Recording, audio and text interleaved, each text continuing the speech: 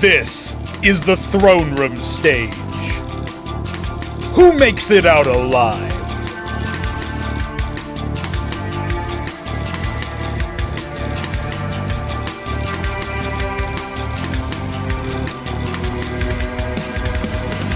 Exodia in pieces. After going undefeated in the battlement stage, in the very same matchup, the Shambler has been shattered by the ever-eclectic Hamster. His Terran versus Zerg continues in the lower bracket as he locks in to do battle with the latest upstart to join our ranks. What we know is this. The Shambler has never failed to place top 4 in Cosmonarchy's iconic tournament series. Will he falter here? Or will history repeat yet again?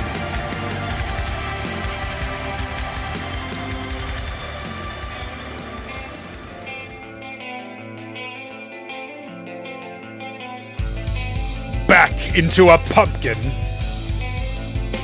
A surprise qualification. A nail-biting battlements. An absolute drubbing. One of these things is not like the other, and Kenoli has finally tasted utter defeat thanks to the refined Terran play of Aeud-64. With almost no practice going into his first Throneroom set, Acropolis No. 2's perpetual underdog has logged quite a few matches over the past few days. Will this be the difference maker as he faces elimination? It's time to find out!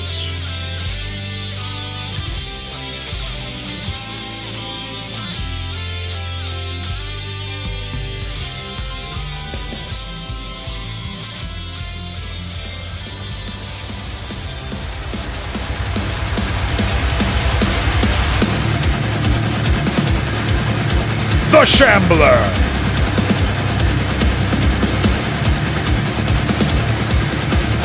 Kenoli!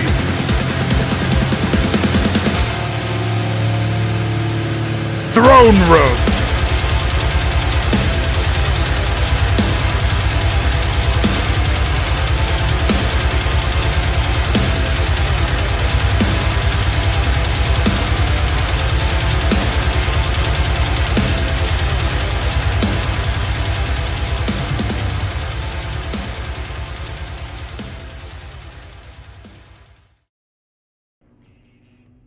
Ladies and gentlemen, it's time for Elimination 1B. The Shambler finds himself in the lower bracket after being slaughtered by Hamster, but a similar slaughtering took place for Kenoli against Aeud-64 not so long ago. 1 week ago today, well actually 1 week ago tomorrow technically, these players did indeed do battle, and now they find themselves drawn against one another.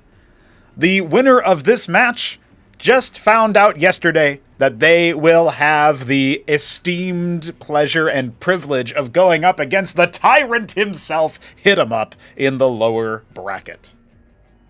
If that's not enough for you to start quaking in your boots already, well, let's see what happens in this here matchup. We've got an interesting set of maps that will be played in this series that I will helpfully break down here for you before we get into our pre-match interviews. As a reminder, the lion's share of over $1,000 is on offer for first place in this event. Every time you win a match within the Throneroom stage, you increase your percentage of that share by a significant margin. So there's some money, as well as, of course, bragging rights and eternal glory on offer for those who win here. And of course, the Shambler has to play D&D with us later tonight, so he really wants to be coming into that in a good mood. And I tell you what, an upset would definitely spoil that. Let's get into our map veto. Genesis Y has been selected as the starter, with the Shambler, of course, having the veto advantage, courtesy of his higher seed coming into the tournament. That was after he banned Spinal Tap not Check Stealer first. Very interesting stuff there. But hey, similarly of interest is Kenoli banning Muspelheim, a map that perhaps he personally doesn't feel too confident on, despite the fact that many say it's a pretty good Zerg map. Demaloon, of course, a map that has been played countless times by everybody involved. It is the first map in the event listing, so if you were just going by whatever popped in first, you're probably going to play a lot of games on that. So we are going to start with Genesis Y and Demaloon. Those are going to be our first two maps. Kenoli picking Demaloon here. Muspelheim, by the way, was a map that the Shambler did drop versus Hamster, but it was a map that the Shambler himself picked, so he feels confident on that. Maybe there's some more back and forth as to why Kenoli decided to veto it as well. Moving on, Check Stealer was left open. It will not be played in this series. It was banned by the Shambler. The final ban for Kenoli, and of course for the whole veto, was Decapitation. We will not be seeing Decapitation here. Near Impact coming in for our third map. So far, all 2-spawn maps, and maps that have been played very recently by both of these players. Paradise will be on the cards for Kenoli's pick for the fourth map, if it is indeed needed. And, if needed, our decider will be Rage Slave, selected by the Shambler. Just to throw out there, Blackwater Bastion could have been selected instead, and was instead Rage Slave, which makes sense, because, of course, that is a map that favors a little bit more aggressive play, and perhaps the Shambler wants to do that. Now, I will go ahead and point out that it was the Night Fox in the chat when we were streaming Aoud versus Kenoli, saying that Kenoli normally is very, very good at holding early aggression and being aggressive in the early stages of the game. That's one of his strengths. So his perhaps unorthodox performance yielding not the results that the Night Fox was expecting. Definitely something that, I only bring him up in this context because he practiced with Kenoli so many times, probably hundreds of games now, according to his own estimate. So as a result, he is quite informed on the man, and that's sort of our inside man in. That being said, the Shambler was able to get some practice. I'm not sure about Kenoli. He might have been able to get some practice as well, leading up to this very match right before we get started here. And so I feel like that's a good first question as any when we start to look at the interviews. Bringing in Mr. Shambler as our first interviewee. Hello, Shambler. How are you feeling today? Feeling all right. Feeling all right. All right. You haven't been cursed by Nurgle or anything like that? No sickness going around? No, not my own curses. No Nurgle. No nothing. We're just here right now. You did successfully curse him up to the lower bracket, which I thought was interesting. But how are you feeling about your powers ahead of this series? I mean, you'd be considered the heavy favorite going into this. Obviously, Kenoli, as you yourself pointed out, he's a bit of an upset merchant, a bit of an underdog perpetually. But he got this far, so it would be perhaps criminal to overlook him entirely. How are you feeling versus Kenoli going in, especially since we just broke down the map veto and Genesis Y will be our starter? Are you feeling good about the map picks and about the matchup? It's not the ideal. I would have liked Muspelheim to be in there for the map picks, but it's solid enough. The big problem makers are gone in terms of maps. In terms of how I'm feeling about Kenoli, well, I thought I was going to smash Hamster, but then the black magic kicked in. So right, the curse. Well, I don't want to get into that sort of situation. So. Oh, I see. You're not gonna proclaim confidence out the wazoo immediately. Okay. Well, I will point out one pick that I think is kind of interesting here. I know Kenoli has played a number of ZVZs on Paradise. If this goes the distance enough to be at least a 4-game set, are you feeling like you're somewhat confident on Paradise by comparison? Because I remember when we broke down the map veto in the last series last week, you mentioned how Paradise with the spokes and such can be a bit easier for Terran versus Zerg to deal with compared to something like Blackwater or something even like Check Stealer. Yeah, of the 4-spawn maps, Paradise is probably one of the better ones for Terran. Decapitation's probably the best for TVZ, just because those double ramps plus the limited attack angles from the Zerg means that the Terran has a lot easier time just sort of bottling up somewhere and just being able to weather any storm. So Paradise is similar in that those spokes allow the Terran to do that, and Blackwater is just not possible because you have these big wide open spaces and little high ground to position yourself on the way to the enemy base. It's much easier for Zerg there to sort of pick and poke and prod. Well, I do think that the poking and prodding has been a little bit of a staple of the playstyle that you've been deploying versus Zerg. You go back to the successful campaign you mounted inside the battlement stage. A lot of it was, can I break you yet? No? Okay, let me pull back and reinforce, and then, kind of jockeying for position. I feel like that's especially true, even on the game on Near Impact you had against Hamster, which was looking good until the Tier 2 kicked in for your Zerg opponent. It's kind of a similar story, where there was back and forth, and then things started to unwind. Are you, broadly speaking, fairly confident that you can avoid similar situations? Like, not to get into extreme specifics, but considering how you ended up dropping, I remember saying that, like, yeah, Genesis-wise is probably a write-off because it's just like two simple issues that could have been resolved. But if you look at Near Impact, you look at Muspelheim, considering how those games didn't go your way, and have you felt like you've been able to adapt to that kind of style, or did you even feel like that was necessary? Because obviously Kenoli has his own style. Like, how are you feeling adapting between the last week and now? I've made some optimizations to Okay. to the push and stuff like that, and I have some backup builds just in case. But I felt like upon further study of those matches in my own time that it was a lot of me not making the calls that I usually would. Like, there's this magic moment in the Near Impact game where you actually commented in the actual cast over, like, Shambler might be able to go in here, and I didn't, and that was the big turning point, because that allowed Hamster to get the position that would allow him to defend, when in reality, because I thought he had 3 Lakizilisks when there was 1. Right. Yeah. I just didn't. Yeah, I didn't notice that he had moved it from the low ground, from the high ground to the low ground, and so I thought there was a lot more there than there actually was, and that's just something like just an intuition thing that I should have known. Like, no, Zergs don't usually have that many Lakizilis at this time, and having this army in these fights, and me and Hamster went on to play some practice games later on that were a lot more decisive.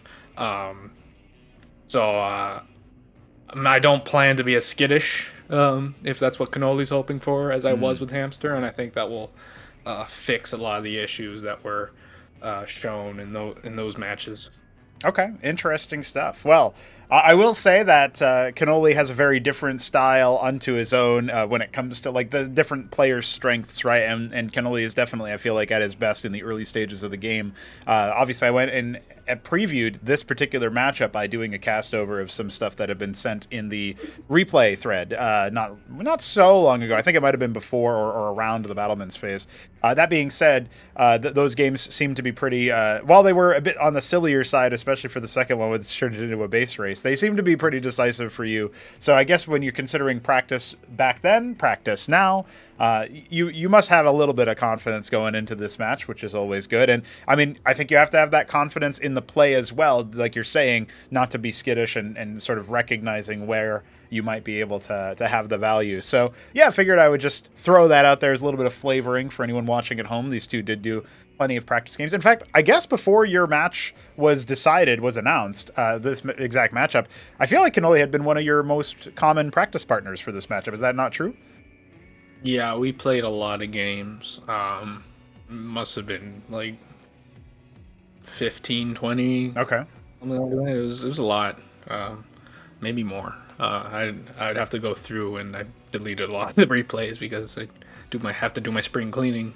But yeah, there was a lot of matches versus Kenoli, and they're kind of what you saw there in the cast over matches. There is just very short and quick. So very short and quick, plus a lot of game time means that you play a lot of games. That's right, and a lot of early game scenarios back and forth, so kind of testing each other in that sense. So I suppose we should look forward to some explosive early games, or at least some high frenetic ones.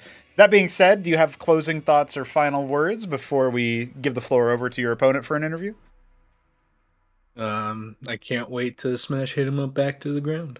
All right, already looking ahead towards that all-important matchup in the second round of the elimination games. Well, the Shambler, I certainly hope that you have a great set of matches here. Win or lose, I expect some very good ones, some very silly antics perhaps. Let's bring over your opponent, and we'll say GLHF, GG's, good luck, don't hash, etc.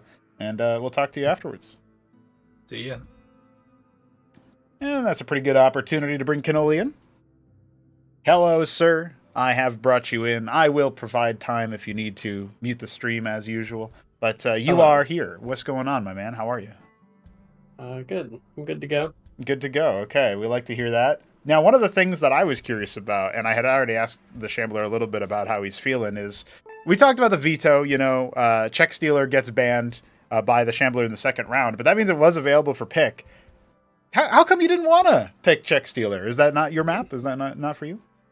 The last, so like when we were doing the Check Stealer matches before, and it was desyncing over and over. Mm-hmm. That's super typical of that map for whatever reason. Oh, interesting. Probably the last 100 matches I've tried to play on that, probably like 90 of them desynced. So fuck that map to death. So you're not gonna pick that map because you're worried about the tech. Okay. Oh yeah, well it's also like I can't practice on it if it doesn't work. Fair right? enough. So... Yeah, fair enough. We'll have to see about that. Maybe since I reset the map listing, not so like after battlements, it might have been resolved. But who knows? Who knows? Who knows? Demaloon ends up being your. It's different. That's right. It's very different. Demaloon ends up being your pick.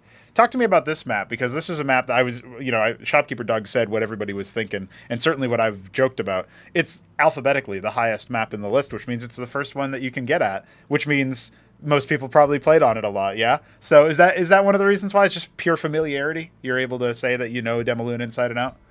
Yeah, that helps. Okay. Any other characteristics for why you ended up picking it? You feel good about the matchup into Terran about it? Yeah, it's got some, reasonable, like open areas to do surrounds, and it's got, some narrow choke points and, various features that can be useful. Some of the other maps are just kind of like, it's like relatively easy for like the Terran opponent to just kind of walk up to your natural choke and contain you. But it's like not that easy on Demaloon because there's a bunch of stuff in the way, which is useful to me. Well, I do think that the surrounds have definitely been. I think I remember. Okay, Kenoli, there's this game you played. I think it might have been against Jujic way back in the day, before the tournament had even begun, and it was a near impact match, which is our third map here, a map that you're also very familiar with. And you had done this really big brain surround move that, had it been executed at marginally better on the unit micro, you probably would have just hands down won the game with. And I remember thinking at that moment, like, oh, this guy knows some strats. He's got some tactics. And so with Demaloon being that, having that in your back pocket, near impact also being there, you end up selecting Paradise as your fourth map pick. In that kind of situation, I feel like Paradise also fits that bill for the surrounds, but the Shambler feels like it's a pretty good map for Terran. Do you feel like you'll be able to, if it comes down to Paradise, you'll be able to force a decider? Maybe. It's I wouldn't say it's really like favored for either race. I mean, anyone can use the spokes or whatever. Sure. The like alternate paths, like through the middle or around the sides or whatever, is probably more accessible to Zerg. Just because of the speed advantage of not having to, siege phalanx and stuff like that. Well, it's definitely a map that I think we're going to see some interesting army engagements on if we get there.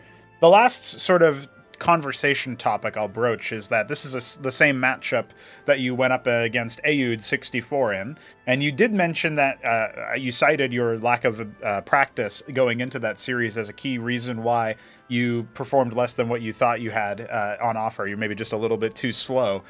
Coming into this match, and just over the last week or so, I have noticed that you've been pinging for games more often. You've been responding to a lot of people who have been looking for games, and the race doesn't matter, the map doesn't matter exactly. Like you're just picking up the practice in general, no matter what it comes in. As a result of that, do you feel a lot better prepared this time around than you did going into the Aoud match? Oh yeah, I've been playing all sorts of matches. Also was playing EUD yesterday. We played a bunch. Okay. And those were a lot more even than the tournament matches. I was dead for the tournament matches. Okay. There was no hope. There's no hope for the tournament matches. Well, perhaps a lifeline that there is a double elimination, a lower bracket and so on. That being said, I guess you will be able to use this opportunity. I mean, for one, I don't know if you caught the hype intro, but one of the things I mentioned was turning back into a pumpkin. In your case, obviously that's a bit of a reference to the Cinderella run you've had, but also the fact that your favorite color is pumpkin. And Aoud stole it from you in every game of your series. So as a result of that... That's an automatic loss right there. I know. So you must be happy that the Shambler will not be stealing your pumpkin color. True. Although he could change that right now. He could, but will he? I mean, he's already in the lobby, I think. Let's see. Yeah, he's already in there, dude. He can't change his config without relaunching the game. He's out. It's been finalized.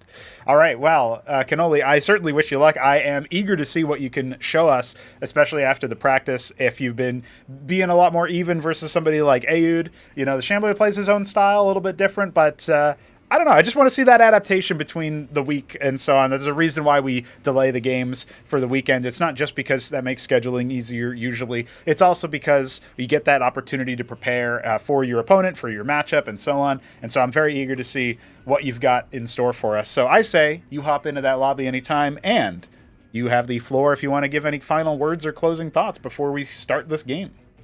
Nope, that's about it. That's about it. Kenoli, good luck. Have fun, don't hash, and good job banning Check Stealer. We'll see, or not picking it rather. We'll see you after the games.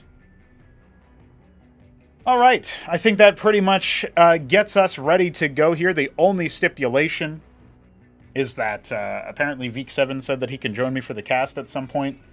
That being said, let's see, when was... we're going on about the 10-minute mark here, and he did say in 10 minutes, so pretty soon he should be around. We'll just wait for Kenoli to jump into the lobby on the latest release, and then we will give them the ready check, because I feel like we don't need to delay this action any further. We've got plenty stuff here. All good on that front. I'll go ahead and preemptively get my observer feed running so that when Veek does join, he can pop in here. And we will ask our players to say when they are ready. Shambler immediately ready. You gotta respect it. Kenoli only just got here. All right, he's also ready. Let's go, boys. Genesis Y, the first match of this elimination series. It's going to be the Shambler versus Kenoli, and it's going to be Christmas still. We've got the Shambler as the red Terran in the top right, and Kenoli, the pumpkin Zerg, in the bottom right. It's so funny because after our games yesterday with Neblime and Hit 'em Up, I even said out loud to Veek, I can now edit my config. Spoiler, I did not edit my config. Enjoy the Christmas matches, boys. Now, this map was last played as the starter for Hamster versus the Shambler. Hamster goes for the 6 pool and is able to use that to get a very decided advantage versus the Shambler. Kenoli not going to be doing that. He's already harvesting his gas. This looks to me like it's actually pool first, based on the timing. But no, he does end up getting another worker, so looks like it will be a Kagrant first for him. Fulcrum opening for our Shambleman. We've got our scouts going to be meeting in the middle, exchanging Christmas gifts on their way to each other's bases. And the Fulcrum about halfway complete with the Larvosk already done. This looks like it'll be a pretty even early game. I certainly do not expect it to be anything different. Looks like we have a little bit of a lag spike here, so that I usually don't increase the brain cell count when it comes to this sort of thing, because functionally speaking, it's almost always like a intermittent thing, and then it goes back to normal. But if I don't do that, then one of the players is going to be like, fucking admin, increase the brain cell count right now. Oh no, Kenoli might lose a worker count. Okay, never mind. That should be what he does, right? If you think about it, Shambler should kill a worker with his starting worker and then say worker count ? And that would be the move. But that's not exactly what we have here. Instead, we have that pool more than halfway complete. Now, the first Vulture is nearly popping out. It will be a second Fulcrum right afterwards. So I think based on this, we are going to be seeing that Scrapyard style yet again. It's funny because the Shambler used to be a Bioman before coming into Battlement stage, before coming into this tournament. Remember, he is a seeded player.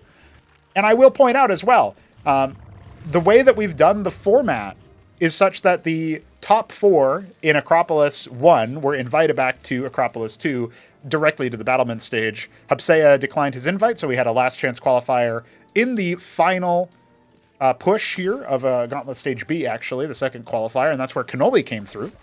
So that was very cool. First Vulture is here. Now, we don't actually have that much that Shambler's going to be able to do with that Vulture. He does kill the single Zeth. Nice little burrow from Kenoli to try to save them. But, yeah, double Scrapyard coming out already. And it looks like the Zeth is just going to confirm no mines and no Vulture lying around. The star pad is already online. Now remember, as this comes online, we are going to see that ant seal count start to rise. That has been a key victory condition for Shambler against Zerg players in the early stages of the game. Eventually, he usually works in a stockade for the Vestry, so he can start adding Shamans.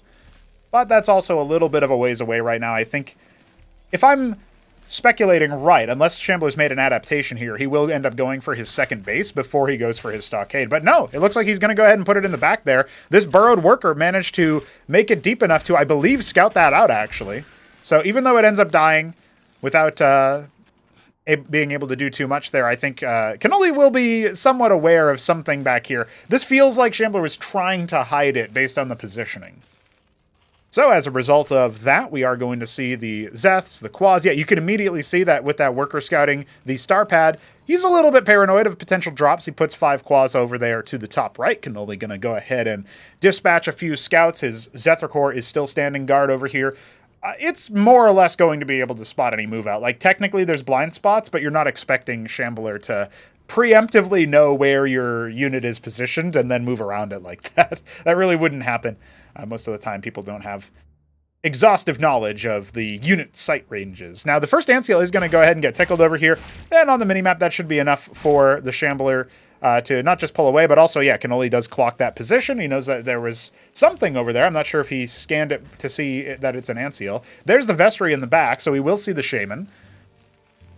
Hello. And Merry hello, Christmas. Veek. We do have Merry Christmas. I did not change my config. I was just musing on that. For good again. Yeah, no worries. It's Merry Christmas. It's festive, dude. Merry Christmas. Now, okay, let me quickly bring Veek up to speed, since I don't think he was watching the stream while all that was happening. Shambler's going for a 1-base timing attack here. He tried to hide his stockade. I believe it was scouted by a Droleth scout that was burrowed inside his base. And Kenoli is going to be able to see this move out. Powerful. Yeah, first Zeth already dead on the scout, styles, so... Scrapyard units and healing. Oh yeah, the Shaman, definitely an instrumental part of this the longer it goes on. I mean, it's not actually with the army right now, but Shambler wants to take that position firsthand. Lots of Quas, but the Hydra's Den is here, the Vornath Pawn upgrading. Kenoli might be able to get enough to hold this, but remember, as the ant seal count continues to rise, a third one being produced as we speak, it does feel to me like this is going to be a hard battle for him to win. This could be that sub 7-minute victory that Shambler has been looking for. Already honestly, if Shambler had even more Cyclops, that would be very deadly. Yeah, I'm feeling like it's very deadly already as it is, but we're going to see if Kenoli can get these circuits up in time. I don't think Shambler's going to give him the opportunity. He's playing time, but I don't know if that's enough. Yeah, in that interview, he said he wasn't going to be as skittish, and it looks like he's definitely being true to that. Only a few Hydras here for now, and that feels like it's going to be too little too late right now. I mean, he's going to have to seed the hatch. Worth pointing out. He has to sack the nut and try holding the rump, I guess. But the numbers are in favor of Shambler very much so. So I don't know. Yeah, it's going to be difficult, right? Because he has nothing that can absorb the Blackjack DPS for his Hydralisks. Despite the cliff advantage, it's still not going to really realistically be enough. Shambler going to go ahead and activate the lag switch as he tries to bust through the ramp. And yeah, at this point, your Larvosks are vulnerable. Yeah, sure, you're making all these Hydras. He picks a couple of units on the extremities, but this is just a dominant force. Even without the Ant Seals, even without the Shaman, it would not have been enough. Kenoli going to have to go back to the drawing board as Shambler's gearing up to win his map pick. Those Ant Seals tank so much damage in that round. It's a lot of value that Shambler has gotten from them. That's right. And just look at it, man. Last attempt at defending, but I don't think so. I don't think so. It's going to have to be GG called. And you know what, Veek? You get here just in time. The victory is before 7 minutes. So just like we started before Veek 7. I don't know. There's something there. There's something going on there. As we gear up for our second map, it will be Demaloon, another 2-spawner. Yeah, I think that definitely demonstrates exactly what Shambler was talking about. If he had been playing more like he had been playing versus Hamster, it might have been true that he was going to be a little bit more on the skittish side, maybe a little bit more conservative about things. But overall, this is a situation where you don't want your opponent to be like able to get away with not having enough units and defenses in the right spot. You want to be able to punish that. And I guess for all intents and purposes, Kenoli just didn't have the right response to that kind of move out. I don't think that's a move out that too many other Terrans are doing. You know, I know Hit 'em Up doesn't do it because Hit 'em Up thinks it's bad. But, you know, Hit 'em Up thinks Shambler's bad. So you know how it goes. Yeah, I feel like there's timing attacks where you just withhold from expanding and you start cutting and you just like mass boom production. Those can be very deadly. Like I feel like a lot of people are not seeing them coming. They're more used to just playing economically and playing for tech. But if you just mass invest into production and the enemy doesn't scout that, it can be very lethal, I think. Indeed. Kenoli going to be rocking the Pumpkin Zerg in the top left. The Shambler. Any guesses on this one, Veek? I don't think it's white, but... Oh, maybe this? I don't know. Let's say white. You're going to say white? It is white. Yeah. Shambler only picks red or white. Not blue, even though he's American. I don't know. I don't think this is magma. No, this is pumpkin. Kenoli's always pumpkin. Okay. Yeah. There was that whole bit in the hype intro that I did for this video, or for this match. I mentioned that Kenoli might be turning back into a pumpkin. It's dual meaning, because against Ayud64, Ayud's favorite color is pumpkin. Kenoli's preferred color is pumpkin. And Ayud got pumpkin every game. Like, he stole the role or whatever every single match. So Kenoli couldn't be pumpkin. And, you know, that was definitely brutal for him. No wonder he ended up losing. But now, it's also a phrase you would say to reference the Cinderella story, because a Cinderella run in competition is when, like, you have an underdog that just keeps on winning.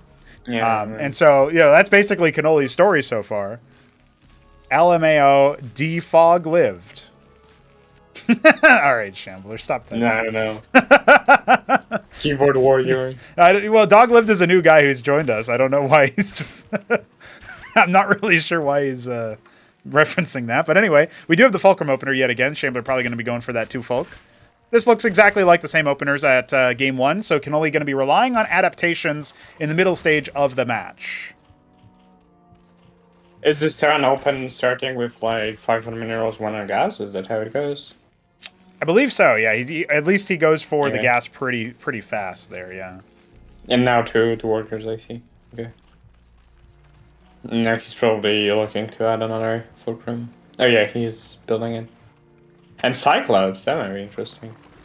Yeah, he does like to add a few Cyclops in the early stages of the game. I can't remember. I do think he only ends up getting 1 Vulture ever.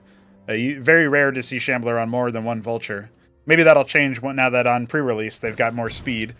A little bit of an attack move there. The Drollette Scout not going to be getting too much done besides revealing that the Vulture is indeed in the house.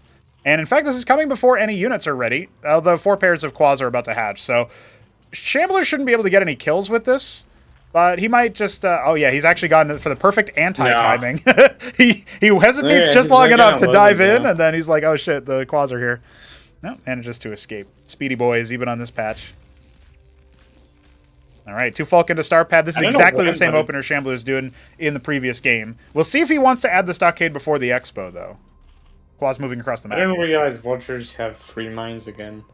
There's need for Terran.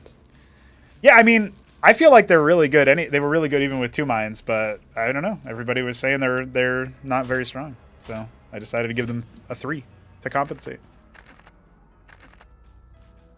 All right, the Quas attack. It's going to get stunned and mostly dealt with. Reveals no expansion yet, but of course, as Terran, you could be expanding on the high ground. You never know. little tricksy. That being said, there's the Hydra Den nearly complete already, so Kenoli going to be transferring into much more Hydra-focused army, I think, in the early stages of this game. He does have enough to expand, if he wants to. Something I saw Kenoli do a little bit too late for it to matter in the Aeud series is he does seem to actually want to go for extra hatches now. Like, he wants to spend down his mineral bank. He's recognized that that's a little bit of a flaw that he has, is that he will end up floating a lot. So really good to see that. Now, again, Shambler just going to be redoubling his efforts on the same one base push. We are going to see the exact same thing. Kenoli has already made the adaptation. More Kagran, spreading that Kagra, adding a Spraith. Okay, he's anti-drop, I suppose. And then, obviously, the Hydra then much earlier means that he can build up a much more deadly army. I still don't know if you want to be super defensive, though. Like, I would think if you've got the Hydra army, you want to be across the map slowing the Terran push. Oh, right into a ski backed. Okay. Yeah, that's what I was thinking. Okay, I think backtalls could work very well. Yeah. Really wind down the army of Shambler. They could help a lot. Because you don't really want a frontal engagement against Ansel Shaman. It's just too much durability, really. And I mean, the key ingredient of the single shaman to the push means that the blackjacks don't have to worry about being at lower efficiency, since they will get repaired over time. But this time, it comes a little bit faster, and that means that there's only the 2 ant seals. I think even when you get up to 3, getting those Bactylisks out in time can be a really big benefit. Now, that being said, it's not going to be too many of them. This attack is coming a little bit faster than the last time, only marginally. So it's got slightly less mech units to it, but still, 11 blackjacks. It's nothing to hoot at. Ant seals are moving a little bit too far away, but, it's only a couple of claws on the spokes. That does slow things down. You can already see the double circuit in production over here by the ramp. Definitely going to help out. And yeah, Kenoli's cut workers to afford all of this stuff in the right timing, but I think he will survive, and Zerg has the best ability to bounce back afterwards when it comes to that worker count. Let's see, the Bactylisks making their first strikes known. That Vulture not long for this world. Antseal's starting to drop in energy. Not being focused down, though. Needs to pull these Bactylisks back and let the circuits do some of that work. And unfortunately, for the Shambler, he's not able to actually breach the ramp. And you were right, Veek. That works out just fine. This caves helped a lot too. That was a good decision. Yeah. No, one of them is almost dead, so that absorbed something like 200 damage.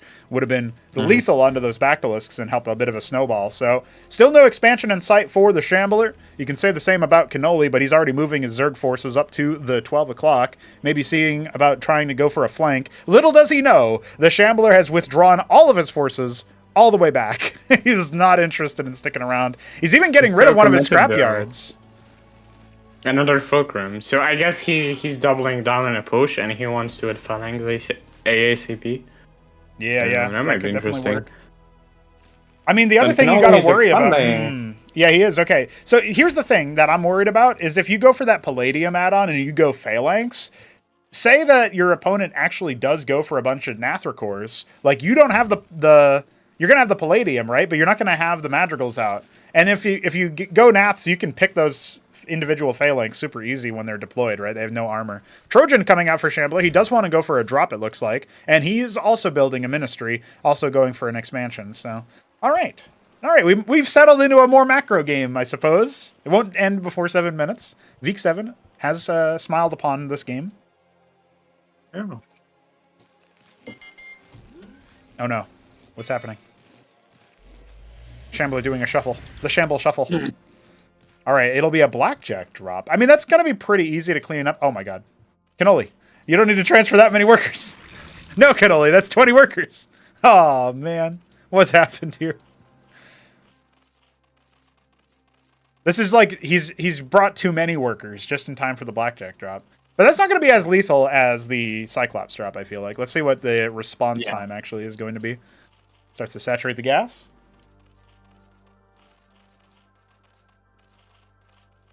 I don't know. Here comes the blackjacks. You should get 4 kills here, maybe. Yeah, there's the 4th. Okay. Narrowly avoids losing another worker. Bactylisks are getting caught up a little bit here. Yeah, it looks like that's going to dissuade Shambler from pushing any further forward. Oh, no, never mind. He does end up dropping it again, but it's only good for killing a couple of quads. Trojan now down to about half HP. The workers really need to get back on the line like as soon as possible here. Kenoli struggling a lot. Kenoli still has the macro advantage here since he's been mining for a little bit longer than Shambler. And Shambler is just expanding right now. He transferred almost all mineral workers from his main, so he didn't... I don't know if it was really that much of a macro advantage. But he pretty quickly re-saturated his main, so I think it's fine. All right, Mother... Okay, defensive posture for the Shambler. I'm a little bit curious about this. I think he's predicting a counter push, and Kenoli is sort of moving across the map, but I don't know if that's actually... moving the big blob from the top of the map. Yeah, that's a bunch of Zeths. Yeah. I feel like with all those Zeths, though, I mean, that's 24 Zeths, right? It's not nothing. Maybe you can throw them at the enemy. You probably would want Dwarves, though, because Blackjacks will melt all the Zeths. Oh, look at that! Dead Phalanx! Nice catch from Kenoli's forces on the spoke. Static defense set up here at the natural as well, looking good. All right, Shambler going to be kicking himself for that one, building another Trojan ASAP. That must have been a wounded one. Like, it doesn't feel like the amount of hits that it took was enough to actually bring it down. Worker count starting to rise for the Shambler. He's back up in it. And Kenoli, unlike something that Hamster likes to do, he doesn't really take a third base very fast. He's grabbing the Zorkish Shroud, but I almost wonder if he shouldn't just wait a little bit longer and grab tier 2 at this point. Like, he has the tempo. Or he could try to double expand. That would also work. Definitely. All right, another Phalanx drop in the cards. I love the burrowed Zeths over here. They're just going to try to ambush a base over here, I guess. Tier 2 on the way for the Shambler. He wants to get out of this position. Vornath Pond upgrading. I actually haven't been able to find where the Shroud is. Oh, there it is underneath the ski back. So when this drop inevitably does get discovered, there's a couple of quads over in a couple different locations. I actually don't know if that's going to be enough to stop the drop from having too much, but yeah, Kenoli does clock it. He's going to go ahead and move his quads to accept it. And maybe not. Spraith will definitely apply a little bit of pressure here. Yeah, as that... All right, there you go. A couple of workers should go down here, but I don't know. Is it going to be that many? Ooh, nice hit. Nice secondary hit there. 3 workers go down. That was a good one. Yeah. All right. Yeah. I don't know if that really pays for itself, though. I don't think it really mattered. I don't think so. He didn't get any advantage on the rest of the map. It wasn't like he was pushing out at the same time. I think you now have to commit to the Phalanx drop because of the unsiege animation. Yep. It's really... Well, before it was ridiculous. Yep. So, all right. Quaz spots a potential move up, but they're not actually moving across that bridge. Or are they? I don't know. Shambler's a bit undecided. He's making a couple of madrigals to guard against any air. Atlas now complete. Treasury up as well. Might be floating to that 6 o'clock position where a couple of units are lying in wait to frustrate that. I don't know. 5 Zorius on the way. He wants that front line so he can get this big meaty attack. Remember that the captaincy's coming online. This will be the big swing for the Shambler if he ends up getting to the Apostle level. He's even sent a single Blackjack out to clear house, allowing that treasury to actually make landfall. A couple more to could honestly be a good extension to the Apostle Shaman combo. Yeah, I think usually Shambler likes to go for Heracles as a front line. Okay. Yeah, I guess it's... He doesn't have any Hurricanes, right? He's only got 1 stockade for healing, so... Doesn't have the ability to get much of a front line out. No Durandals yet, since no... I don't know. Can only storm 2 bases. He doesn't have tech. It's not looking good for him. Yeah, I kind of agree with that, you know. His macro. He's got the Vornath, and he's got the Zorkas, but where are the actual moves here? And he's going to get a couple of picks over here if he ends up committing to it. No, it looks like he ends up pulling away. I was going to say maybe he could have done something there. Yeah. I thought there was some more units off to the left, but that was me misreading the map there, so not going to end up happening. He's got this big force massing up over here, but a big force massing up, it's definitely favoring Terran. You don't want to mass up the forces here. As Zerg, you want to spread them out, you want to get us around, you want to get a good... If that was half of his force and he had another half somewhere else, I'd feel a little bit better. But more captaincies coming online. Madcaps are indeed being put together.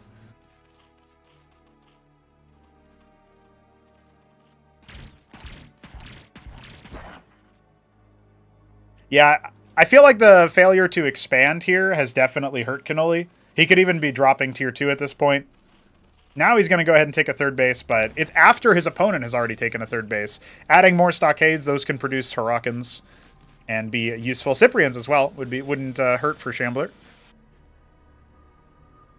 So many more Hydras are on the way. You got the Bactylisks out in pretty heavy count. The one thing you can say about Kenoli's army is that Shambler's going to have a hard time pushing into it as long as Kenoli just keeps on, peeling back. I just don't feel like he's actually going to be able to do too much with that. 17 more Bactylisks did just get ordered up, so he did spend down his money that way.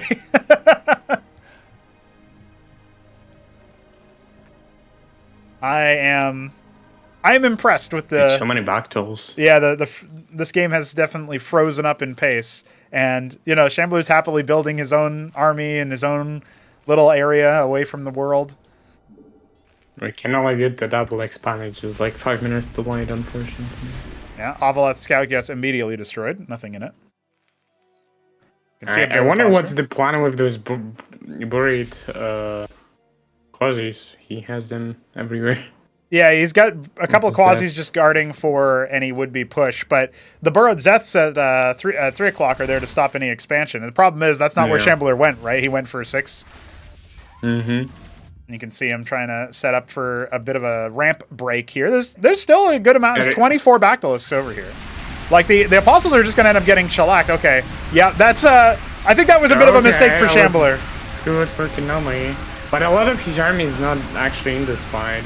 That's right. Most of it is across the hall there. He's still winning it. What the hell? 16 Bactyls and counting. What is Shambler doing? Well, the Apostles are still reviving, so this is still a winning fight here. There's still 1 Apostle left, but that is a big loss, actually. I mean, that Apostle as well being reclaimed means that it's going to be a lot slower. Kenoli can just aim with what he has, honestly. Yeah, if Kenoli just moves in. I don't know if he senses it, though. That's surprising. I did not expect that. It's just a very bad fight to take on the run, but just... Well, it was also... I think it was... gets bounces from the range. I don't know if Kenoli was doing it deliberately or if it was just dumb luck, but Shambler kind of led with the Apostles, and that meant that they took the first fire. Yeah. So they were mostly dead before the Ancials could even get there. Also, fighting up a ramp means that they have to get closer to the threat, and they have to shoot in order to revive stuff. So that's another feature there that maybe Shambler wasn't being too cognizant of. I don't know. I mean, Kenoli's made a lot of Bactylisks, and he's made a lot of other units, but I've underestimated Shambler's sustain comp before in that legendary game on Blackwater Bastion versus the Night Fox. I don't know, man. I'm looking at that, and I'm thinking to myself, he's got Ancials, he's got Shamans, he's got Apostles. I don't know if his force could ever actually die. I'm just going to go ahead and make that bold prediction. Right. Like, I think as long as his Apostles are all shooting, it's one thing. Now, if Kenoli had Protathalors... Yeah, he could have afforded it a long time ago. If Kenoli had the Protathalors out, if he had maybe even more Bactyls out or something, he could focus fire these units and then fall away. That would be one thing. This is going to be more of an advantageous position for the Shambler if he just bypasses this great big ball out. But I think Kenoli's figured out that, my opponent does indeed have some forces. Kenoli just realized, and if he aims into him, there could be. Yeah. Well, I mean, you don't want to necessarily force the Shambler's suit. He hasn't actually assembled Exodia yet, but it's looking almost all the way there. And you don't want to try to enter into a base trade with this. You can just look to the Night Fox's game for that. What if Kenoli just holds pause here and sends some of his army to deny his third? Yeah. Well, there's still a good number of units. This is going to be a little bit difficult to break with just Zeths. He could definitely try to break in. Or maybe not. Yeah. Well, he's trying to do that with the Zethrakors now, so we are going to be able to track that position. But 12 o'clock is now in danger. And you can see here the Madrigals, the Madcap's fully charged. Just die. Yeah, that is not going to be nearly enough, even with a little bit of friendly fire from that Phalanx. If they were all Vorvs, maybe. Yeah, I don't think Kenoli has any idea. I think Shambler's just about to walk up here and start heckling this base. Okay, now he's going to go ahead and pull most of his army. Still has a significant chunk over here that actually, if Amut... Okay, this is where we're going to see... We're about to see the strength of the Apostle. Is it really going to be that good? Because we've got to fight on multiple fronts. At the Ancials, they aren't actually being guarded here. A couple of them going down very early on. Watch the Apostles. There's still 5 of them up and running. The Bactylisk starting to get a lot of splash damage. Meanwhile, across the bridge, slowly but surely breaking through here is Kenoli, and now he's fallen back with some of his units towards the natural. He's got more of his units across the bridge, but Shambler looking very, very deadly right now. The more lethal dive comes across. Not really that many on the way of the Apostle. In fact, I don't see it. Only 1 Apostle is actually over here to protect it, but the splash damage from the Phalanx is doing phenomenal work. And now Kenoli is going to have to start conceding his natural. He doesn't want to be doing this at 18 minutes into the game. In fact, it looks like he is indeed going to cancel the attack as he was basically on top of the production. That feels like a mistake, Vic. He's not having many Bactals now, just Hydras, so that's not looking good versus Phalanxes. And the Nad is already down. Indeed it is. Reclaimed Zorius moving its way up to the north. Now you can see the attack coming from behind. I don't think that's going to be nearly enough. I mean, one of those Anseals could have ended up dying, but not going to end up happening. A couple of reclaimed workers. Maybe Shambler can go ahead and be Zerg.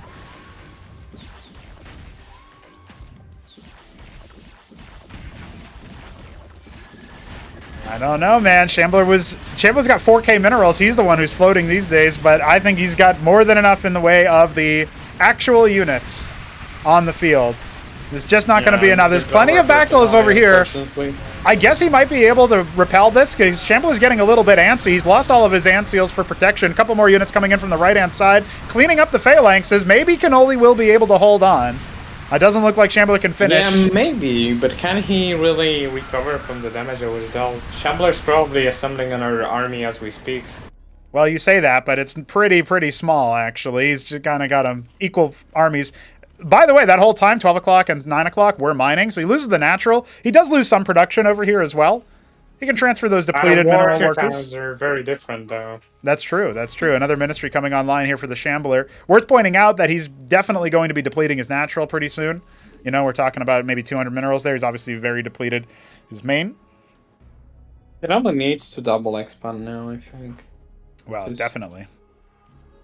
If he wants to come back. I mean, he's really considering his next option. He's really tunnel visioned on the army movement. But he doesn't have that many army units coming. He's got 10 Hydras, 7 Bactals. He can still afford, gas-wise, he can still afford Tier 2 and has not done it. Now he can afford it mineral-wise as well. Where is that structure, man? We need to see the IRL Iris, or we are going to be looking at a very, very difficult... Like a mutant switch could be very deadly for Shambler. Oh, yeah. I mean, just the fact that it would clear out most of the defenses over here. These are deployed Madrigals, so they aren't going to deal splash damage. Got no Cyprians over here either. If you just hit the space with 12 mutas, you'd probably clear it. Really deadly in combat, too. So yeah. Especially as assistance to your Bactals, because they actually stack on top of your army, so you just have so much extra DPS. Indeed. Plenty of Vespene in the tank for Kenoli. Still not getting that Tier 2. Shambler, on the other hand, has plenty of minerals. Not as much Vespene, despite the fact that he capped his gas. Exploratory Blackjack heading around. Looks like top right earmarked for a scout. Another little small attack force coming in for Kenoli towards 6 o'clock just to see what's going on. This is not really needed. I think this just inspires confidence in Shambler when he wastes his units like that. It's not necessary. Oh, well, this base is going to get scouted out, so Shambler is going to be aware of that on the mini-map. What are we going to see? Still not reclaiming his Nad. He's not taking the middle base neither. Yeah, this is a tough base to hold, but he's got control of both spokes right now, so it feels like it would be feasible. Dude, he's got so much money. They both have so much money. Finding it quite difficult to spend. You can really afford to just like take every expo on the map, because worst case scenario, those are just your macro hatcheries, and best case scenario, you saturate them slowly. So yeah, that's right. I definitely do that. Dude, he can almost get Tier 3 if only he had Tier 2 already. We're still not seeing it. No, that's a little bit of a whiff from Kenoli there. He's the Muta switch. He's saving up. He's committed to Bactals. Yeah, 25 Bactalisks are being added. And you know what? It might still be enough to clear what Shambler has, because he hasn't really specialized against the Bactalisks. Now, he does have, I think I saw him adding, mantles. So the Durandals really work nicely. If you can get the Anseals on top of them, you're going to be talking about a very powerful force that really doesn't get whittled down. I mean, 3 armor, the Bactalisks don't have them. They're good at Terran, so I'm not sure what you even want to do against Bactalisks. Well, like I was just saying, the Durandals will definitely help. The Durandals have that heavy armor. You think about the Anseals, you think about Azazels with their armor aura. That's another big one. So, there's a few things there that could definitely help out. That being said, there are no Anseals. There are 0 Anseals in this army right now. So, any fight that Shambler takes has to be pretty decisive, or the Bactalisks are just going to whittle him down. Well, Shambler has 2 times the units, essentially, so... Yeah, I wouldn't necessarily put too much stock in that one based on the unit control I've seen so far. That being said, Shambler will secure this base. And I say secure because he's got the Apostles in, but this is actually, the noose might be tightening here, Veek. We've got the Bactylisks moving on in for an attack. Plenty of Hydras as well. This is something like 60 backs. There are so many Bactylisks with this force, dude. I have no clue how this next fight's gonna go. Oh my god, Shambler's most of his army is caught in the corner. He needs to get out of there as soon as possible, but Kenoli is committed to the spoke. I don't know. I feel like there's an opportunity there where he could have just killed the entire Terran force. He doesn't know where it is. His exploratory clause is going to reveal it. What's he going to do? What's the move? Okay, he's missing his opportunity. He feels like he's going to go ahead and pull the trigger with those Bactylisks. He's got more coming as well. 16 just hatched up in the northern spoke. Where is the force? Okay, the Phalanx is deployed. You got to cycle back a little bit. That's right. That might be a great decision. Well, half of the force wasn't even really attacking. Remember, reinforcements can come in from the right-hand side for Shambler. You can see the big force absolutely getting annihilated here. I mean, Kenoli's forces are still working with the Bactyls. Absolute elimination and there's of the more Terran. coming from the top. There are indeed more Bactyls coming. I've never seen so many on my screen at once. I feel like he's closed the distance with enough of the Durandals, but with the reinforcements coming from the north, it might still be enough. The Apostles, still so many of them intact. Here come the Zorias as well. There's so many Shamblers now, though. Yeah, that's right. A lot of it has been switched over. Now, he hasn't gotten any Bactyls out of it. He's only gotten the Hydras, but this is still looking really good for the Shambler, especially since his reinforcements can sync up and clear out that big force that was on the spoke. All right, well, looking at this... The pulses really came into clutch. Especially with there's now a single ant seal. It's not that much, but yeah, I feel like he's just, yeah, why not more? I have seen some shit in my day, Veek, but I have never seen this many Bactylisks. Bactylisk superior, what can I say? Yeah, you could say that, but I feel like this has been a great game to illustrate why maybe you don't want to rely on only those. I mean, he just needs a few meters into it, and we'll be done. I mean, yeah, this force is looking pretty, fortified. I don't know, there's a lot more units for Shambler. Honestly, if he just had a few more bases and he macroed better, those Bactyls were pretty close to just annihilating him. It's looking rough, boys. It's looking rough for Kenoli. I think he might just be ready to fully capitulate now. His 9 o'clock still getting heckled by a few units. Oh, look, the reclaimed Hydra. Traitor to its cause. Durandal's absolutely lighting everything up. I don't know, man. This has been a rough game. Shambler's got double gas mining over there. Not very well saturated. The workers turn. More Bactylisks coming online, as if anything else needed to be made. Plenty of Zethicors just hatched as well. But, you know, now he's going to double his efforts down. Going to go ahead and clean the house. If he just put down a couple Phalanxes over here, it doesn't have that many on this side, but you can see him moving across the rest of the force. He's got a couple of... My god. My god, man. Take some workers, make some Zerg. You've already got a plenty of Zerg as it is. They've got the detection from the ant seal. Charging forward with the Durandals. Can help burn down the circuits. This is surprisingly effective. Not really great spread damage there. Hey, look, now he's got some Droleths. Yeah, the Phalanx is in March. You could just leave him in tank mode versus Bactylisks. The heavy armor really takes forever to get grinded through. And still looks like instead they're going to siege. I don't know about that move. I feel like that might have been a mistake. But I think Shambler can afford some mistakes these days. Yeah. This force is going to go ahead and their army count right now. That's right. All we need is a big old stab. 5 times the worker count. So.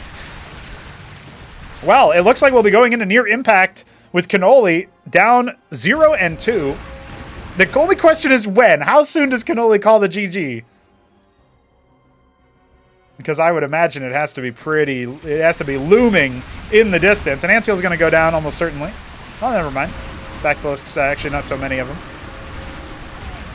Yeah, with this force getting absolutely destroyed and essentially spawn camped when it comes to those Vorvs, I think this is going to be where Kenoli calls it.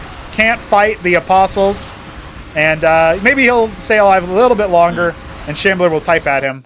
But no, GG is called, and that is going to be it, ladies and gentlemen. Kenoli has fallen. That was way closer than I would have expected for how many micro mistakes Kenoli has done this game. His fights were really good for him, even though he was like under undercounted every time, and he had way less resources into army. He was still like mostly due to the height advantage, right? Like A just little bit of- obliterating Shambler in some places. I think it was a little bit due to that, but Shambler also took very, I would say, poorly advised engagements in the first place. Like, he could have like moved loading those across. apostles. Yeah, he could have not led with the apostles in that first fight, and I feel like it probably would have won the game right then and there. And I also think he floated 4K minerals while attacking and getting all the way and crushing the natural, right? So, there's a couple of things that could have been done a little bit more to clear that out. But almost 30 minutes of TVZ on Demoloon.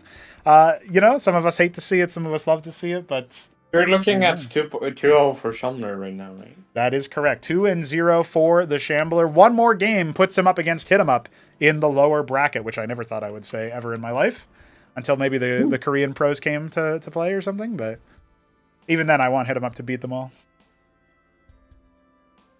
You want him to hit them all. That's right. Win them up.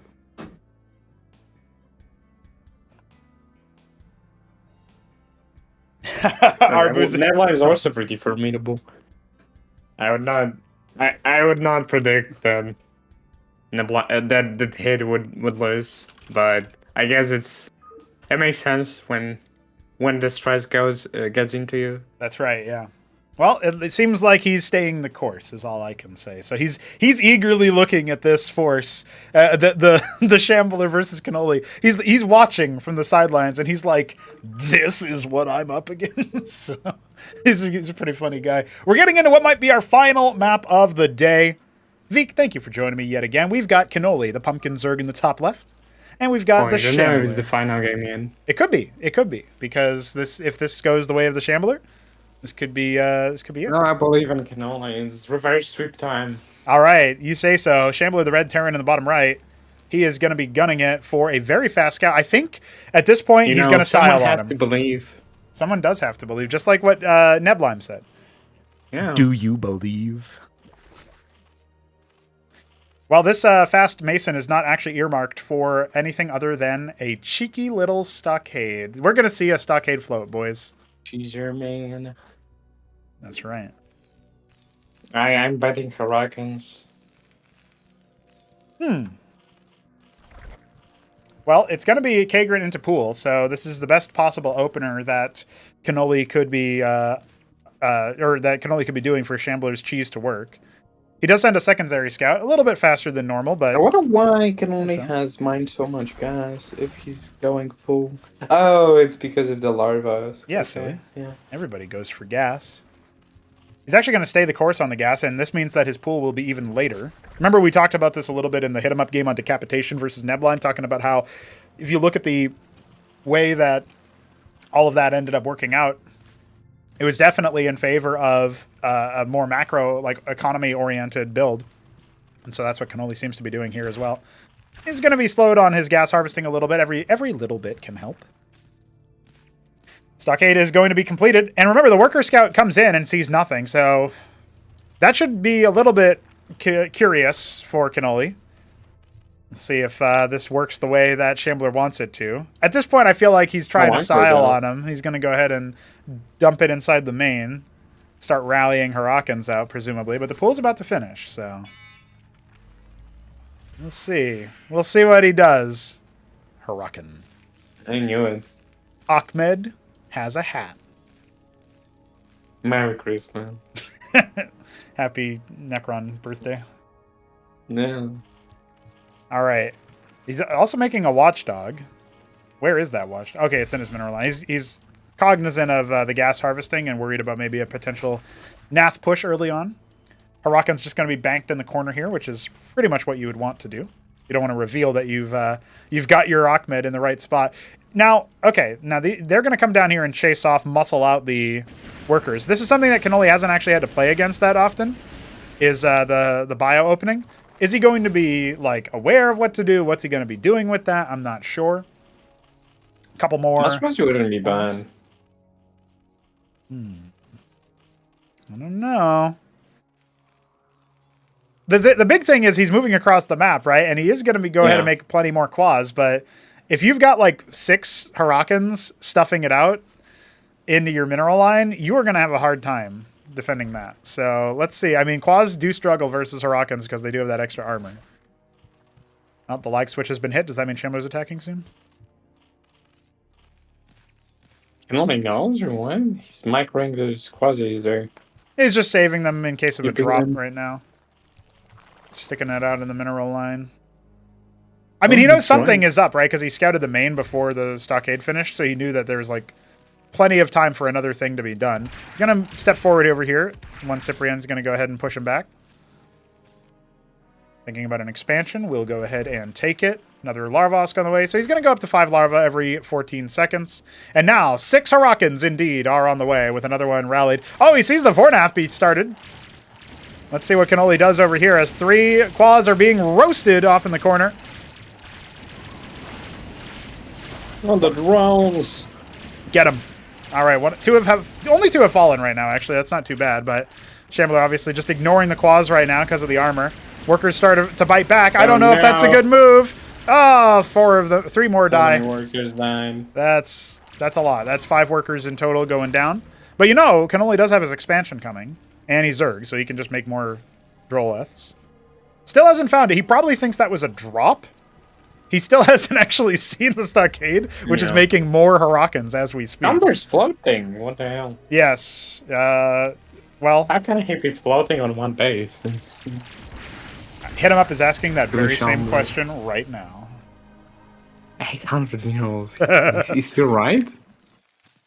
Oh, he dropped his ministry. That's something. Shambler, are you okay? He's making 3 Hurricanes at a time. He might not be okay. Starpad on the way as well, so he is going to be going for the Anseals just a little bit later.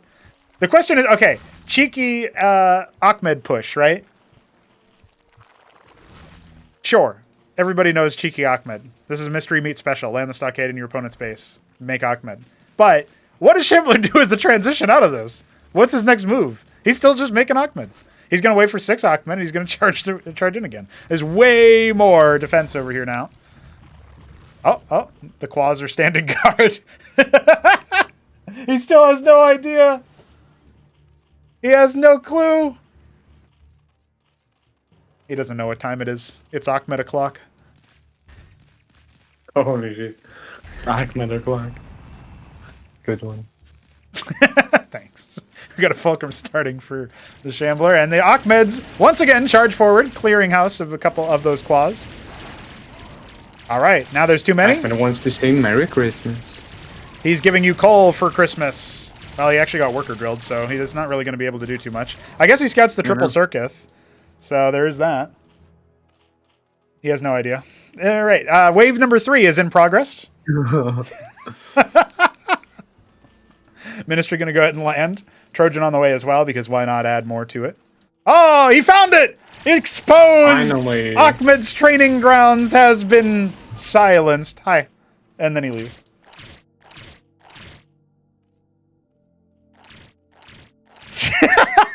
Well, welcome to Get Out of My House. Welcome to the Elimination Series.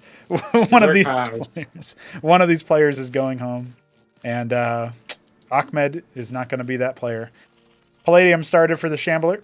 You know, in this game, despite the shenanigans, like expansion mining a little bit faster for Kenoli. He's got plenty of larva. He overbuilt on the static defense for sure. But Shambler doesn't have a kill threat right now, so there is that as well. He's instead doubling down on the Ahmed by dropping 8 Hurricanes into his opponent's base. I would love for him to drop them on top of the circuits just for like style points. It's like the worst target you can possibly... Oh my god! Wait. Oh, he's going to use it to scout. I was hoping he could just land it and then start making a Huracan out of it again. That's what I thought he would do eventually. See ya. Only if you can load 8 Hurricanes. Yeah. Ahmed!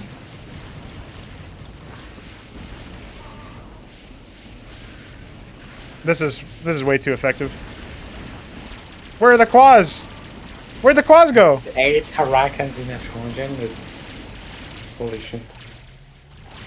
I can't Why are believe it. people not doing this more? Oh. It only takes 4 Trojans to drop 32 Hurricanes. I want to see Imagine that. The stockade looms threateningly. We need Neblime to switch to Terran. We desperately need that. Well, if he wins as Protoss, he's going to be a SCSI for Acropolis 3. Just saying. Him and everybody else. Everybody will switch to the new race, of course. All right. Listen, at this point, Veek, I think Shambler has just been trolling. And, Yeah. I'm not really sure what to make of this situation, but I'm going to go ahead and say that Kenoli's actually been allowed a window of opportunity because of the doubling down on Ahmed.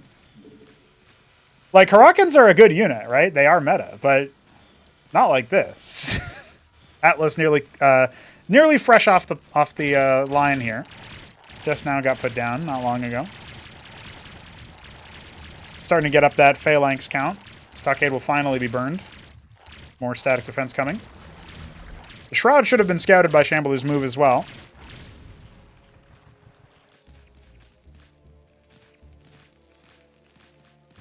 And he's floating so much. But will he ever go tier 2? He could do My it. question. He could do it right now. He can't make backdolls. Yes! Yes! Finally. It's one game late, but he's doing did it. He's even blocking his mineral returns with it, but he's doing it. You know, Vic, sometimes it doesn't really matter how you do it or when you do it. It just matters that you do it. Yeah. Oh, what a series of events. All right, the I wonder Atlas what is nearly deck he complete. will choose. So much to pick from. It would be really funny if he makes tier 2, but then wins the game on tier 1 units. It was just a ruse. He's waiting for the second stockade to lift into his base and scout it, so he can use it as a mind game. Mavericks this time, not Ahmed. I feel like this will either go really well or really poorly. Kenoli has not clocked that Trojan. He's moving some quads back into his base, though. I guess the Aral Iris will end up getting scouted. Or maybe not, because the Mavericks are going to go ahead and stim and kill the hatch. I feel like he didn't need to cancel that. Yeah. So that ends up working out pretty well.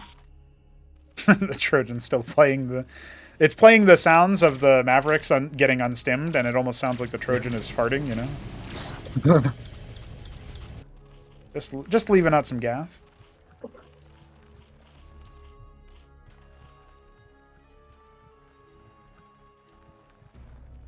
Hatch is starting up over here as the starport switch. I've been waiting for this. Shambler, I feel like he can definitely use Azazels. He can definitely use all kinds of stuff. 8 Mavericks on the way. Another Ministry on the way. All right, it's going to be the Kalkir Lake. A couple Lakes have been assembled. He just leaves one Maverick. That was not sufficient. Using the high ground, I see.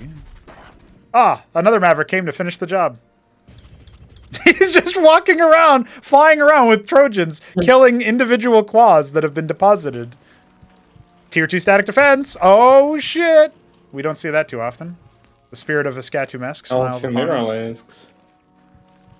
Yeah, just a few. I still feel like we need to see the Calculus come back, especially versus Anseals. You just utterly devastate it. All right, looks like the Trojan has abandoned its brave men, and they are charging headfirst into the hive of enemies. They will, of course, be unceremoniously executed. A couple Cyprians in those anchors.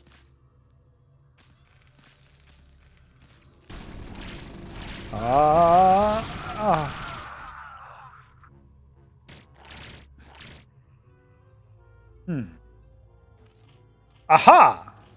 Oh, you see the Cosmonarchy.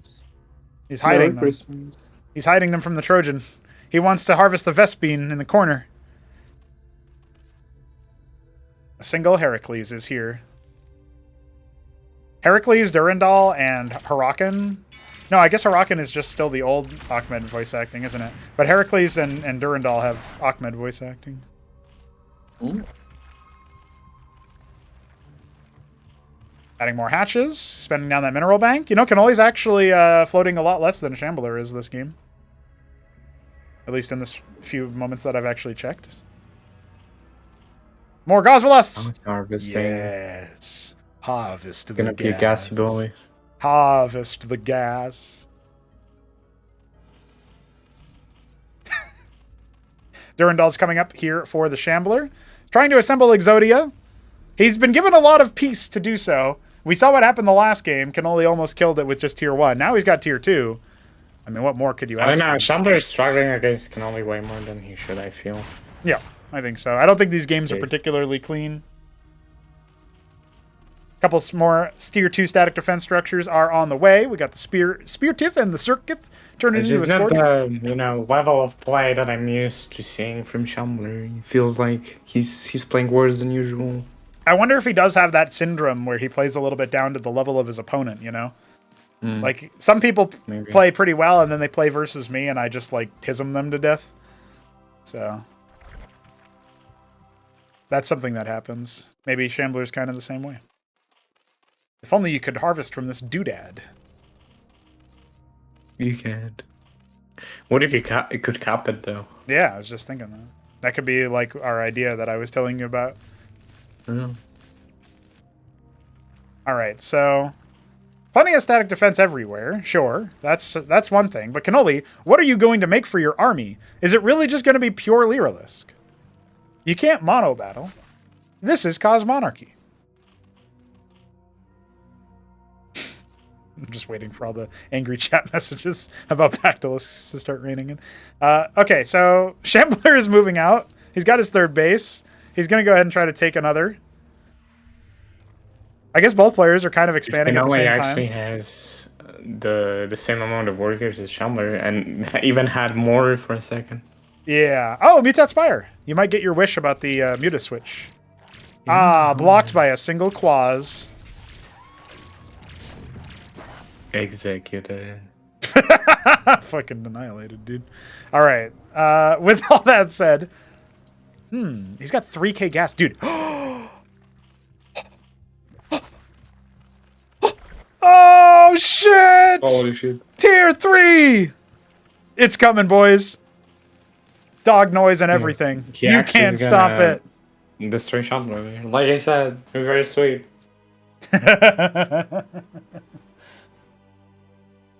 Just think about it, dude. Shambler fumbled so hard, and I just don't believe he can win this. It's just- Yes. Yes, use the Gosvaleths. It's what Fagudo hates.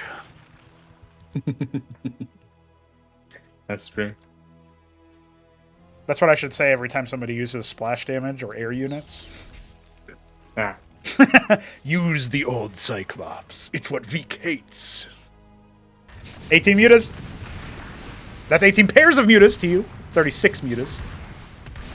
Oh my god. Holy. He almost got some splash damage out there. Yeah, you can see Shambler repositioning some of his units. Ah, preemptive irradiate.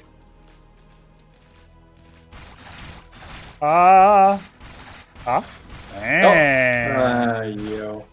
Use the Seraph. It's what Veek hates. He's casting. He's fine. Not that one. Not that one. They're fine. Get an apostle over there. He died of cancer.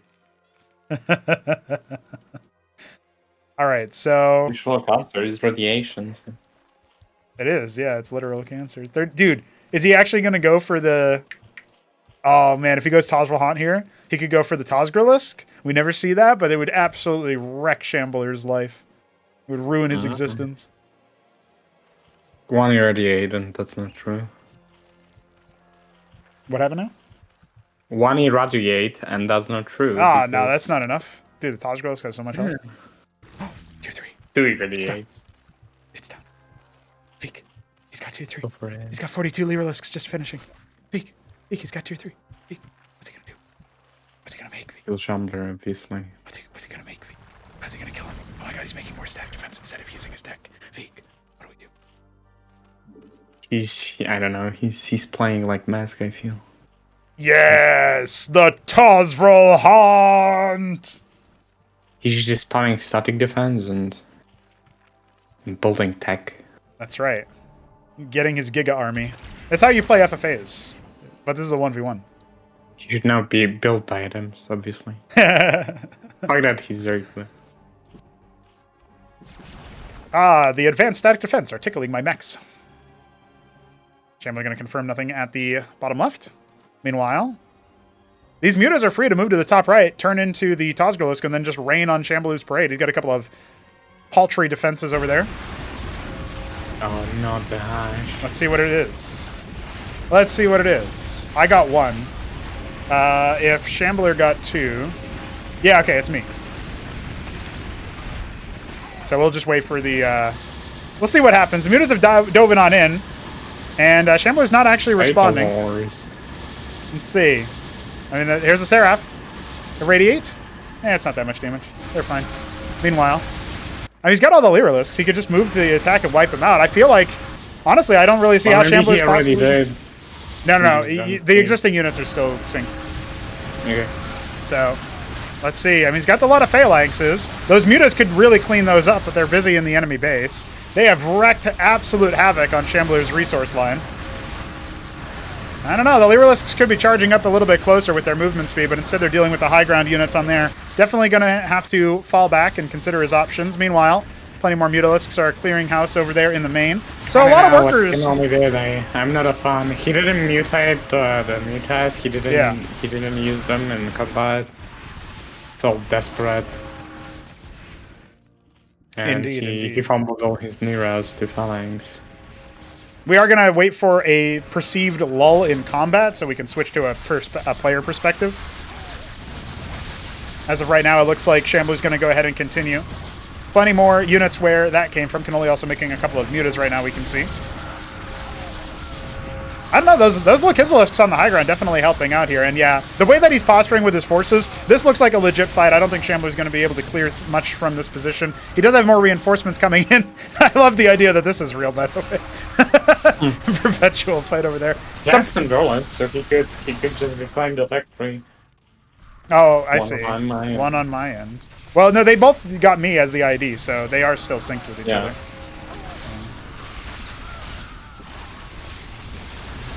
Shambler's just hyping as usual.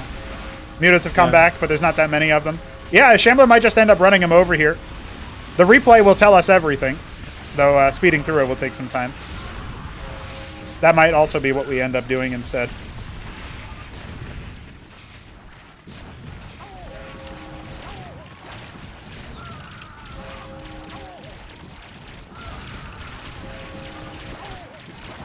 Last 5 minutes playing.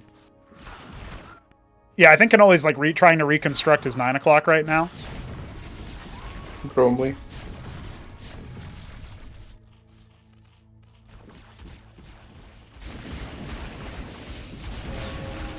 We'll see if they want to... I don't know. Look sus.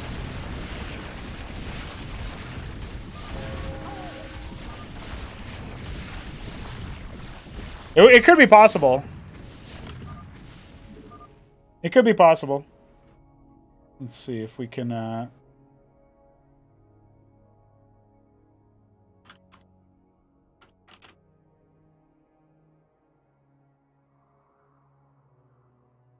See if we can see that real quick.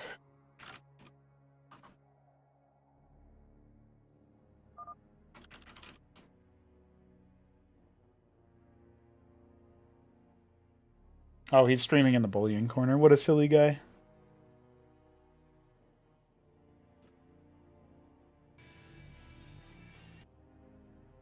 All right, taking a look at what I see. I'm going to take a look at Shamblers by comparison. Yeah, okay.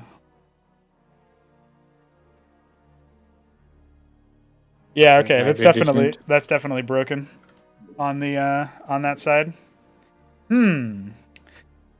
Realistically speaking, I have no idea because they both got the same hash, so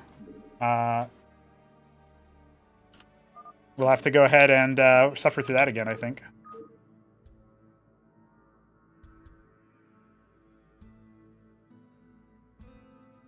Here, let me reactivate my stream. Discord's really dumb with streams where, like, if you move channels or whatever, it just gets absolutely bodied. But, Yeah. Only 1 minute. Yep.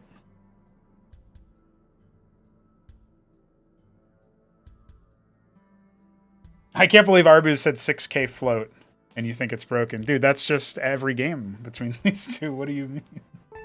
What the fuck do you mean? That was the goofiest way to have that goofy-ass game continue. But, I don't know. I blame the irradiate. Radiation causes all kinds of unpredictability, you know?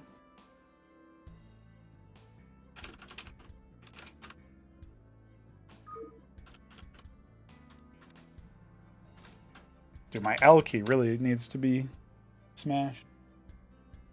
Exactly, Arbus. What's a little double? What's a little double between homies? Oh, I guess I should switch back to this screen so we don't leak anything.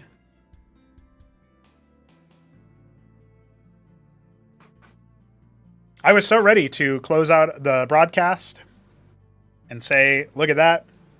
Shambler wins. Interviews. And then use the bathroom. But I'll have to wait a while longer, boys.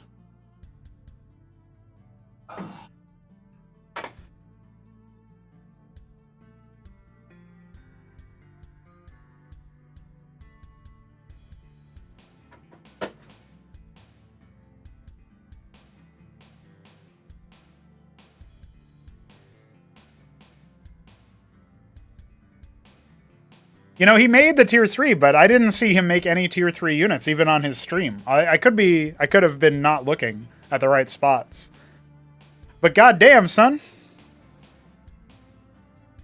I agree with what Vik was saying, analysis-wise. He definitely needs to, if he's going to get up to tier 3, he needs to leverage it. I think he pulled the trigger on the Muta attack thinking that it would somehow short-circuit what Shambler had on his attack. And that's a good, valid thing to do, is attack into your enemy when they're attacking you, just to make it so that maybe you can pick them apart. The problem is that Terran usually has a better standing defense force than Zerg, at least in the current meta. There's not that many people who make this tier 2 static defense structures as Zerg. So yeah, it's interesting.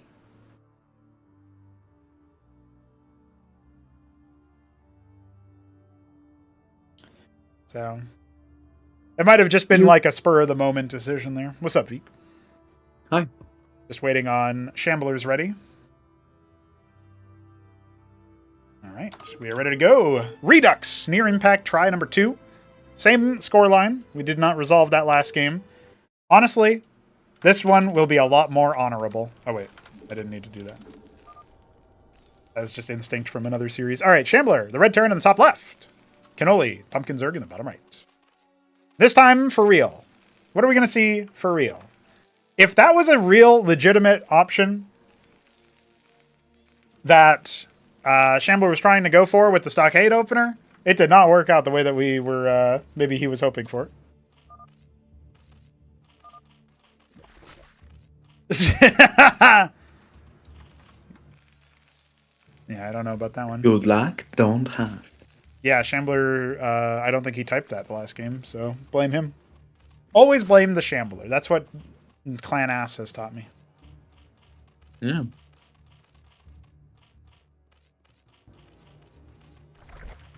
It will be a similar opener to the last game, where Kenoli's going to go for that delayed pool, likes that economic opener. Fulcrum, on the other hand, no surprises here. We'll keep that last game in, but I'll have to add timestamps, of course, so that people know to skip it. Unless they want to watch a game that was that... I don't think anybody would want to watch that game, to be honest. Maybe you like it for the first 8 minutes because of Ahmed, and then you're like, wait, it's... Ahmed o'clock. It's still Ahmed o'clock? What the fuck? I like the little moving shot he was trying for there. That's good. Pool coming online here for Kenoli. Yeah, I really think that players are just going to go back to what they were usually doing, in which case I have to favor Shambler since he won 2 games like this. I don't actually know what Kenoli's style is going to end up being like, but one thing that is worth noting from that failed attempt at a game is that he did go for Pool, Shroud, upgraded Pool, and then eventually went for tier 2 after that, right? So his tech path was different, and that's interesting enough to comment. I feel like his biggest problem is he's not taking expos and tech fast enough. And then maybe he overtakes tier 1 tech too. Ooh! He's just massing the tier 1 stuff. Like that. He's making a tier 1 mass, but he doesn't really utilize it a lot, so bit weird. Aimless, I would say. There definitely feels like a little bit of a wandering issue that he's got here. Now, that's a second dead worker. Might have been attempting to take a natural, but a little bit bold to do that when you don't have your quads out yet to push the vulture back. Oh, Shambler actually making a bit of a mistake there. He will end up getting punished for it as well. So now Kenoli can go for that faster expansion if he wants to, spending down some of his minerals on Zephyr cores. Stockade pretty fast here. No star pad. Shambler either didn't resaturate his gas in time to do the star pad or is deliberately not doing the star pad move. He's actually made an extra vulture. Looks like he might have wanted the mines for, you know, some kind of emergency hold, adding a scrapyard. Zeph moving across the map for scout. No expansion for Kenoli. Has a lot of minerals. Could be put down on something useful.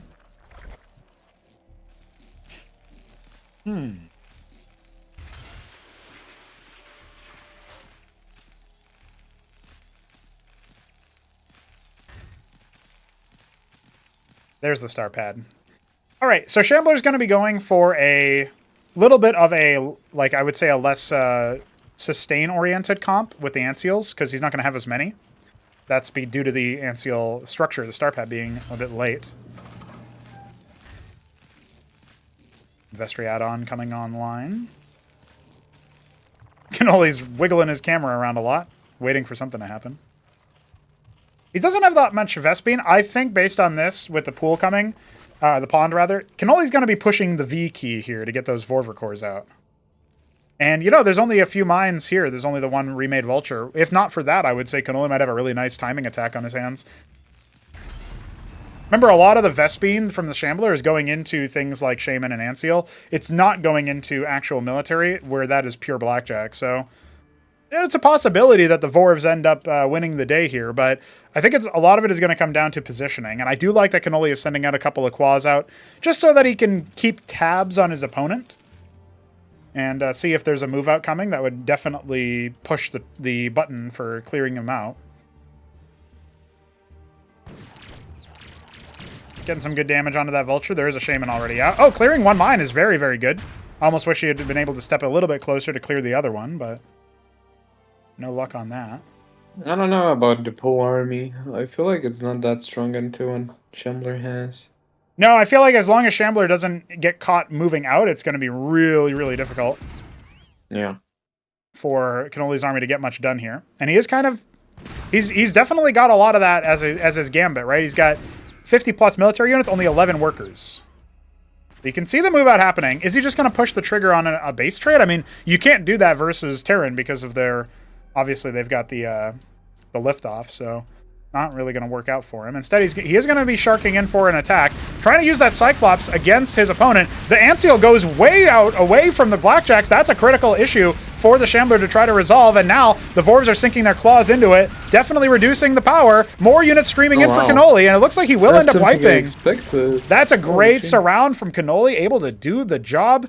Still a couple of mines here, still more Blackjacks nearly completed. I don't think that there's exactly kill pressure here, but there might be a narrow window where Kenoli can do something. First mines are going to get cleared. If I was Kenoli, I'd actually just sit and be greedy, because he's definitely not dying in the next few minutes, so he could just, like, not attack.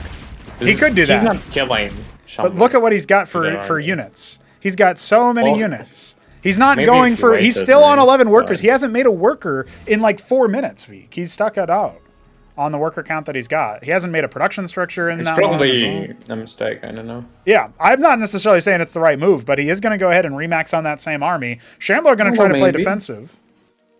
There's a lot of units, Vorvs, too.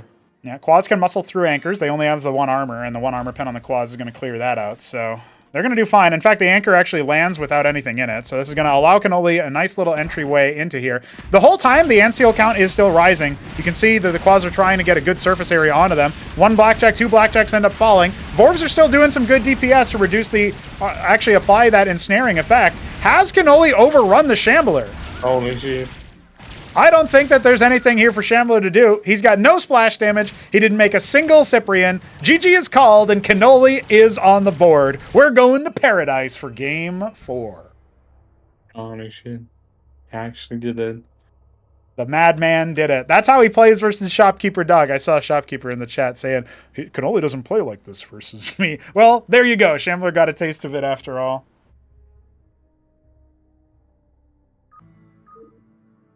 All right.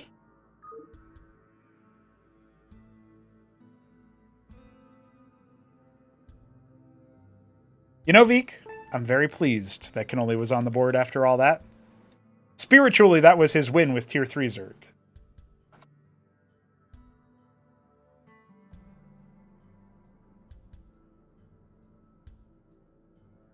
But is that a recipe? Is that a formula that will work more than once? Or is the Shambler going to be able to get wise to that? It's kind of worth pointing out, Shambler didn't I don't even think that was the game plan for Kenoli exactly. He had all the minerals. He was going to go ahead and dump it into an expansion, but the Vulture from the Shambler cleared it out. So I feel like that's a pretty significant change there.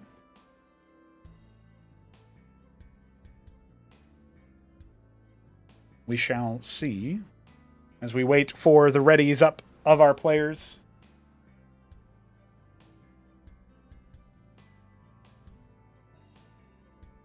All right. The Shambler moves on to Paradise, as well as, of course, Kenoli. This is Kenoli's map pick.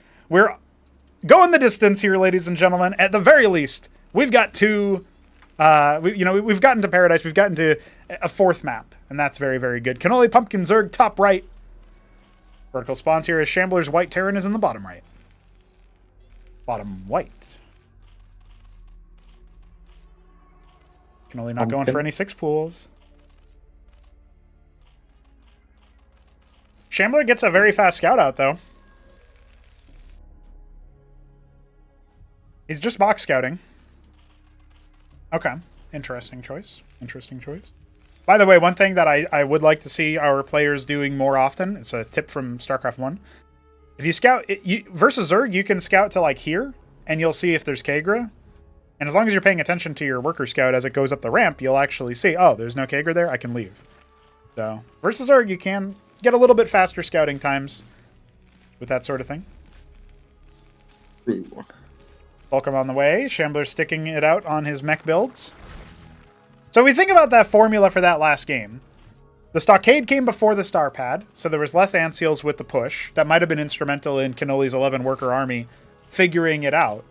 But Kenoli also, like I was trying to say earlier, I don't think he actually wanted to go for the low worker count and the high military count in that game. He was setting himself up for a faster expansion.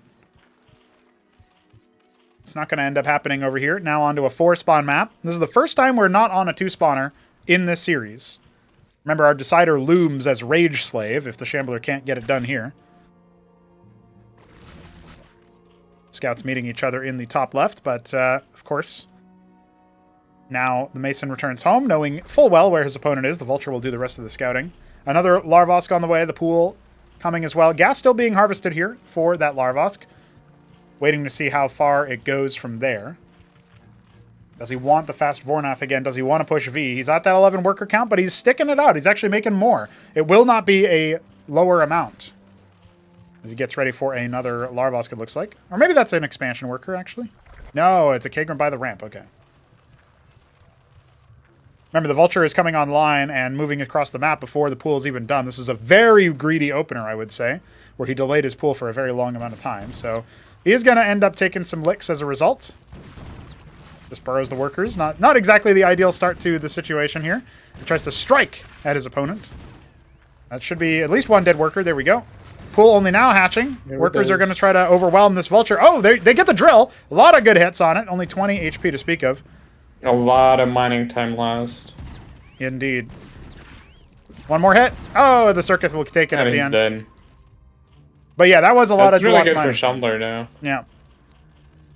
Well, Kenoli's just going to go Shambler's straight floating into... minerals. He is, yes. Shambler doesn't really have the ability to move across the map and do anything, partially because of the Circuit, partially because he was floating minerals, and also partially because his timing attack is usually for about 5-6 minutes into the game. Starpad coming before the Stockade this time, so returning back to that. And Kenoli's just powering on workers hardcore. This is the opposite of what he did before. He's already incurred some losses with the one worker death and the mining time being lost. The larvae, though, but he doesn't exactly have a lot of minerals. Well, you could still turn well. them into workers, if that's what he wants.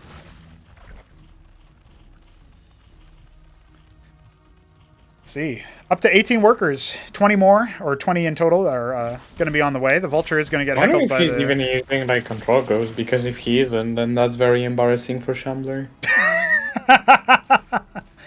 Veek saying what we're all thinking.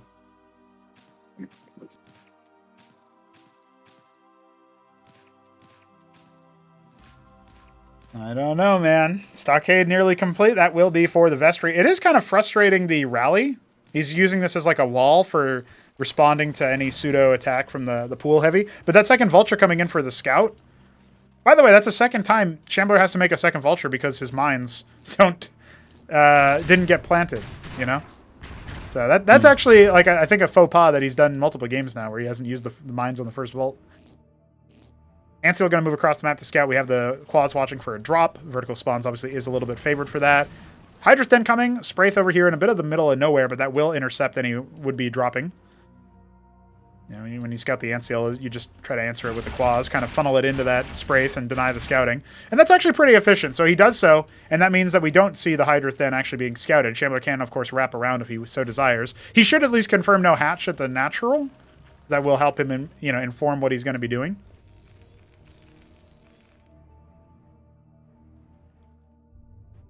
Qua's going to go ahead and take a step further. Anseal not seeing any Kagri yet. It is going to go ahead and move in. He will see the Hydra's Den. He might shudder at the memory of Demaloon, where many Bactylisks were made. Fully saturating the gas here in the main.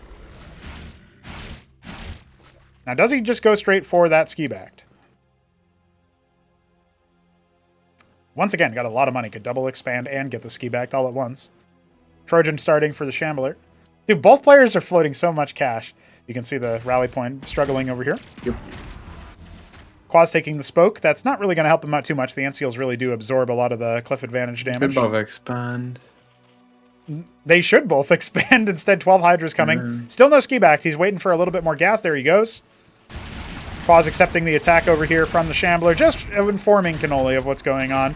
The 12 Hydras are nearly complete, so... I think even with the Hydras on the cliff plus the Circuit, I don't really think that, realistically speaking, Shambler's push is going to be able to win. You can see Kenoli already going to be planning on dropping additional static defense over here. It's a little bit of an awkward formation. You're probably not going to be attacking directly from the south. You're not going to get hit by all three of these Circuits, I feel like. That's a little bit awkward, definitely spending more workers than he needs to on it, but he did power on workers ridiculously.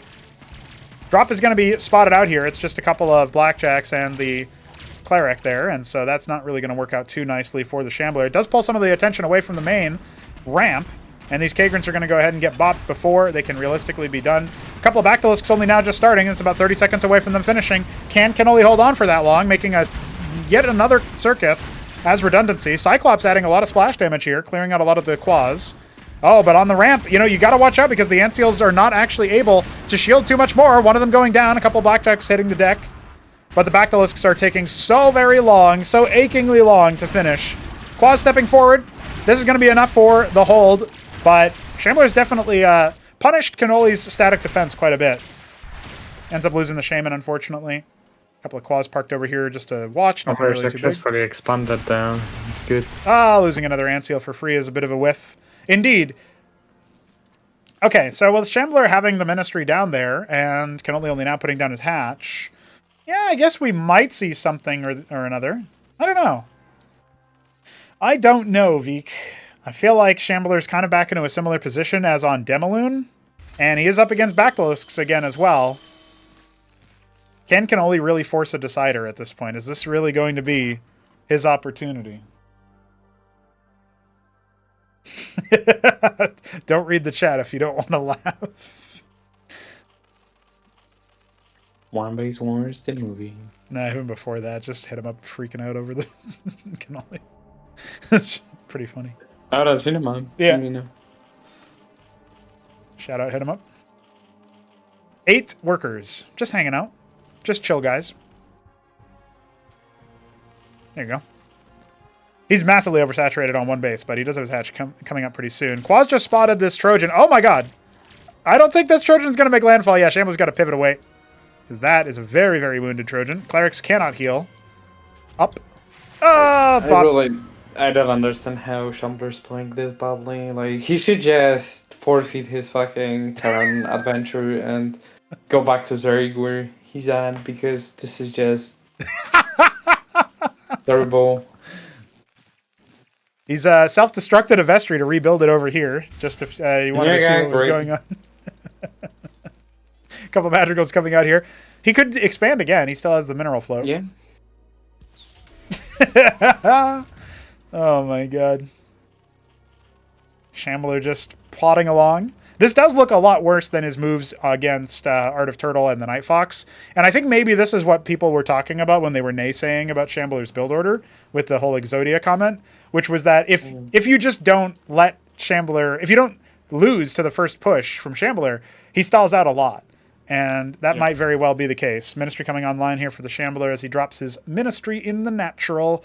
And, I feel like that would be more justifiable if he either expanded more or teched more, but yeah, if his first push fails and he's just like idling on 2 bases, that's kind of fun. Like, he's losing tempo.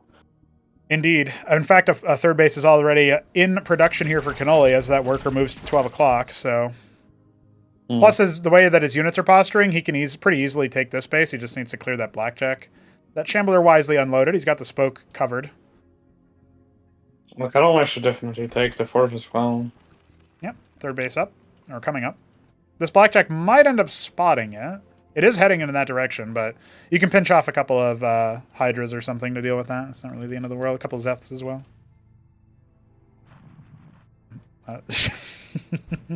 Burrow. All right. Plenty of Zeths being made here. Is definitely going to be an option. The Vornath Bond is on the way.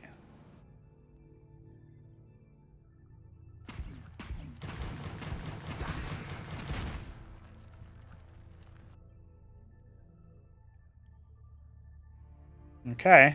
Bactylisks are being put together here. Zerg Exodia looks like Bactylisk. That's all. Yeah. Zeth scattering across. Really, just to Zerg see everybody. Exodia is just like 6 bases. Yes. Then anything you build is just winning comp. As long as you have enough of them, right? The swarming race. Oh, the Zeths are going to go ahead and get pinched off to deal with this. So those... Not enough, actually. Oh my god. He might need to invoke a few more than just a couple of Zeths. There you go. He's figured it out. That hatch is getting dangerously low. Congrats.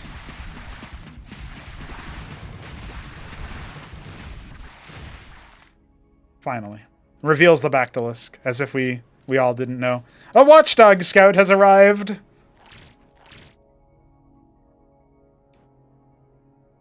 I don't think he's actually going to stop it from getting into the base, but he does have the Quaz over here. This might inadvertently lead that Blackjack to death.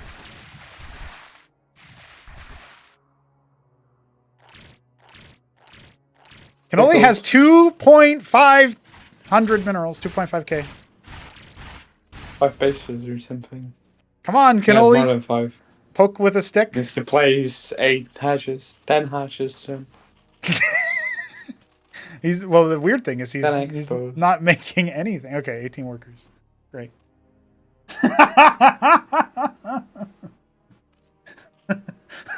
Why has this turned into a fucking stand-up comedy night, dude? What's happening? Shambler, why are you winning yet? Oh, dear. Oh, lordy. I mean, if Shambler loses this, he should definitely stop playing Terran. Well, he will have at least one more attempt after this.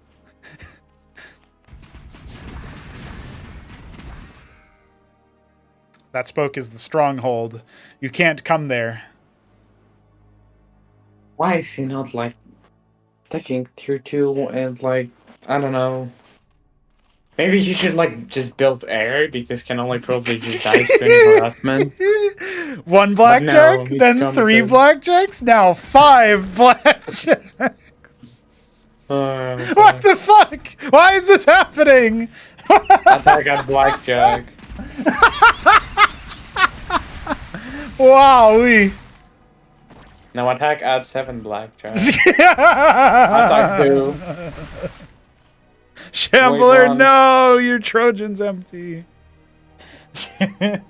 Wait round 500, 1000. No, Veek's writing an AI script by watching you. Both players are getting tier 2 at the same time. Dude, what am I watching? Dude, push V. Oh, he didn't push V. What the fuck? Okay, well, he's got a small spattering of units. In fact, Back Dwarf could probably clear out that spoke over here before AI anything is too more crazy. threatening than Shambler. What the hell? Yeah, you can't see. That's mean, but true, but mean. You can't say that. Dude, he's gonna watch this back later and be like, "Huh? I thought I was winning." How did he beat my 5 blackjacks? Dude, maybe they both took a couple shots after that last game. That could have been it. I don't know. Also desync their brains. Something like that. Oh, he killed 1 Zeth of his own for some reason. Tier 2 in the mineral line. Hey, at least this time it's not blocking mineral returns as much. Yeah, I was looking at that. Starport and captaincy. 4K minerals. Okay, the Mutat Spire on the way.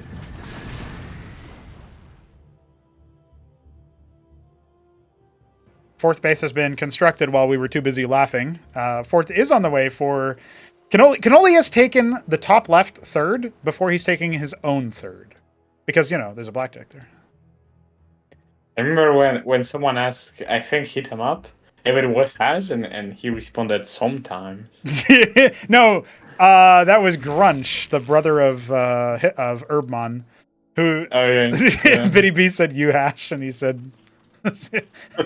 sometimes. Now it's 4 blackjacks. He's gone down. I guess he added the Trojan. That's worth at least a blackjack, right? Oh no, Kenoli. No, they're too powerful, Kenoli. Wait, I have to check. What was the command for Robs? It's an Iquid command. Holy Attack shit. transport, probably. Attack transport, yeah. Iquid learning new commands. Treasury on the way at 6 o'clock. I mean, at this point, Shambler is assembling Exodia, so we're just replaying that near impact game. I don't see. Okay, he's got the Gosvies. He's got the Gosvies. What's he gonna make with them? He can kill that blackjack with them.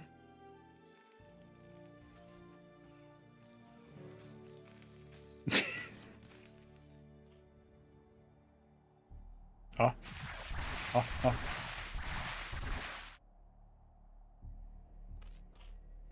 I'm losing sanity, Veek. Yeah, me too.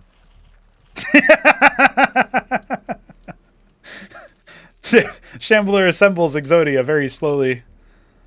Kenoli. Is there a typo in his expand block? Is it not expand 99? Yeah. Is it just like expand 3? I don't know. That's right. Oh, Kenoli, you have so much money. Must be glitched. Tier 3?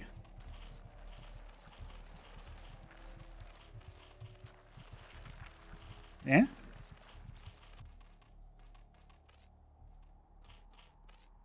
Dude, I honestly, I have no idea. What? How can I can try to analyze this, but how? Dude, Shambler's just playing single player. I guess Kenoli is too. 15 mutas. That's going to be 30 in total. He's made all these Gosvies so he can turn them into static defense, but... Yeah, there's a Seraph, so he has tier 2. Okay. Apostles, captaincy, yeah. Yeah. He has something. And we have mutas. That's 30 mutas. Kenoli could technically aim with Shambler when that's done. That's very bold of you to say, but I think the Anseal count might be a touch too high. It really depends on the positioning, I guess. All right, Shambler's starting to move out. I think. Maybe. Never mind. No, I guess Kenoli doesn't have that many backtails, but backtail meta can be really threatening.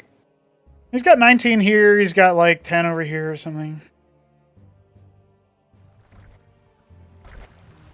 He's mostly spending all his APM and many of his resources on static defense right now, so... I'm telling you, he does not have control groups. He's way too messy. Shambler's losing to that. All right, we've got 7 Anseals trying to lead the charge. He banned his camera to select the units. Yeah. He's got these on the control group. Yeah. No, the camera is there. Well, he has to look at them first and then use the control group. Yeah, it's full control play. Okay. A Durandal died. Another Durandal died? Never mind. I was going to say, how is that possible? All right, we're going to be set up for the big fight. Plenty of Zeth's going to be coming and fed to the mulch. We've got the Mutas theoretically going to be doing something, but they're still in the main right now. Durandal's marching. Only using Mutas for combat. No Mutas here, just Bactylisks and plenty of static defense on 12 o'clock. He's going to try to fall back to that as more and more units are... He's hemorrhaging a lot of Phalanxes at the very least, so I guess there's that. Oh man, the Anseals actually moved to the south. That's going to allow these Durandals to get focused down, and without the Apostles nearby to get on top of the forest. No, Muta's still back in the main. Just needs to select all army.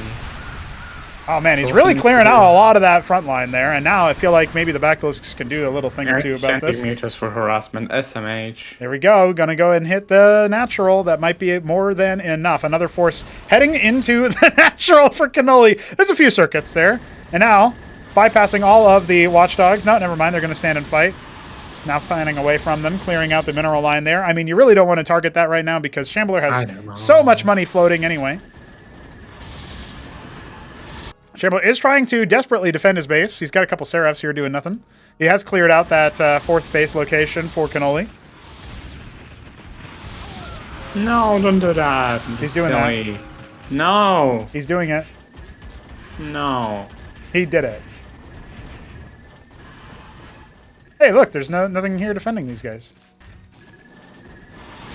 Not unless he A moves into the turrets. Oh, look, a friend. It died. Fighting. I think Shambler is just going to go ahead and win here, if that's okay with you guys. And only just queue those 20 meters again. You have the money. He doesn't have the APM. Not that hard. Does he also not have a control group for hatchery? Yeah, probably. He's a mouse-only player, dude. I don't know that for sure. Shambler's almost losing to that. Oh, he has lost to 6 o'clock. Could end up losing those captaincies as well. A couple of watchdogs over here. It's not going to be really that much. Ministry wall. Can he crack all the Scortrets? They're not upgraded, I don't think. So the front ones aren't, but the back ones are. Irradiate, just standing in it. No big deal. 31 Bactylisks are being made right now, V. The Mutas have found it and cleared out that bottom left base. Oh no! The units are spinning. Oh no, the Scorchrit's in the back. Oh my god, the Bactylisk's finished. I don't know if Shamblers can move through. He's got plenty of Apostles still. He's slowly grinding through. He's slowly making it happen. The tide of death. Hey, look, the Mutas are attacking another base.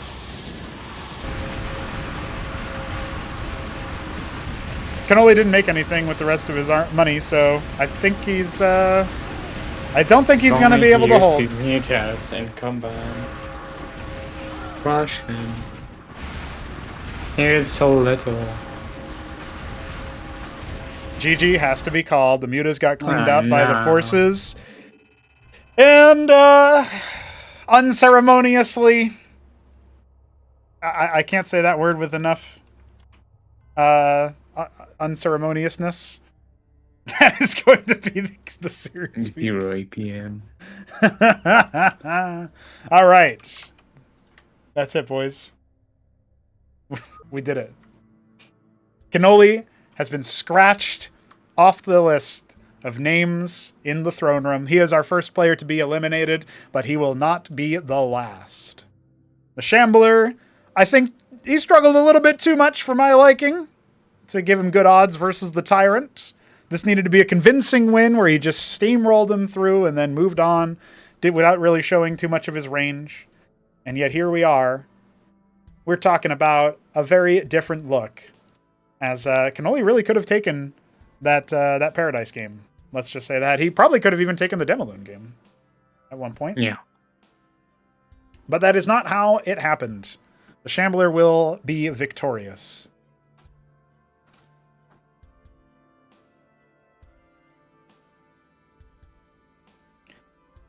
Is it really victory, Veek? I don't know. I'm disappointed. Kenoli missed so, like, he didn't need that much more to just smash Shambler into the ground. And Shambler really didn't play that well. I don't know. This is apparently the future that we none of us were exactly predicting or expecting, but yeah, the mutas were in such a count that I feel like if they had joined with the rest of the army, that would have been a pretty big wipe, and that always favors the Zerg. Now, on the counterpoint is, he might have still lost that 4th base, but we already have said and opined and believed pretty strongly here that he should have taken more bases, right? I think that's... Well, he could have actually had way more, what was the name? Way more mutas, like double the count, if he just spent his money on them. But after the initial batch, he just refused to build more. Because he thinks of them as harassment unit, but they're really good damage dealers when you combine them with other units. So... Like, if you have a good mix of Bactals, Mutas, and Potato Lores for the backline, you have, like, whatever is your front line, like Izys, Forvs, Zoryus, whatever is beefy. That's a pretty strong comp. Works pretty well into anything. Yeah. I think it's pretty legit. We're taking a look at the lower bracket now, talking about Shambler moving on to face Hit 'em Up in Elimination 2B. And, that's pretty much what we thought was going to happen at the end of the day. And it's just, we didn't think it would happen quite like this, did we? I don't think anybody could have predicted that. So that's my my musing on the subject.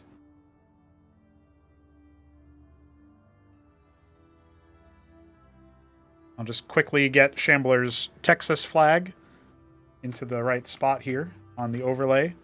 And then we will bring in the man himself.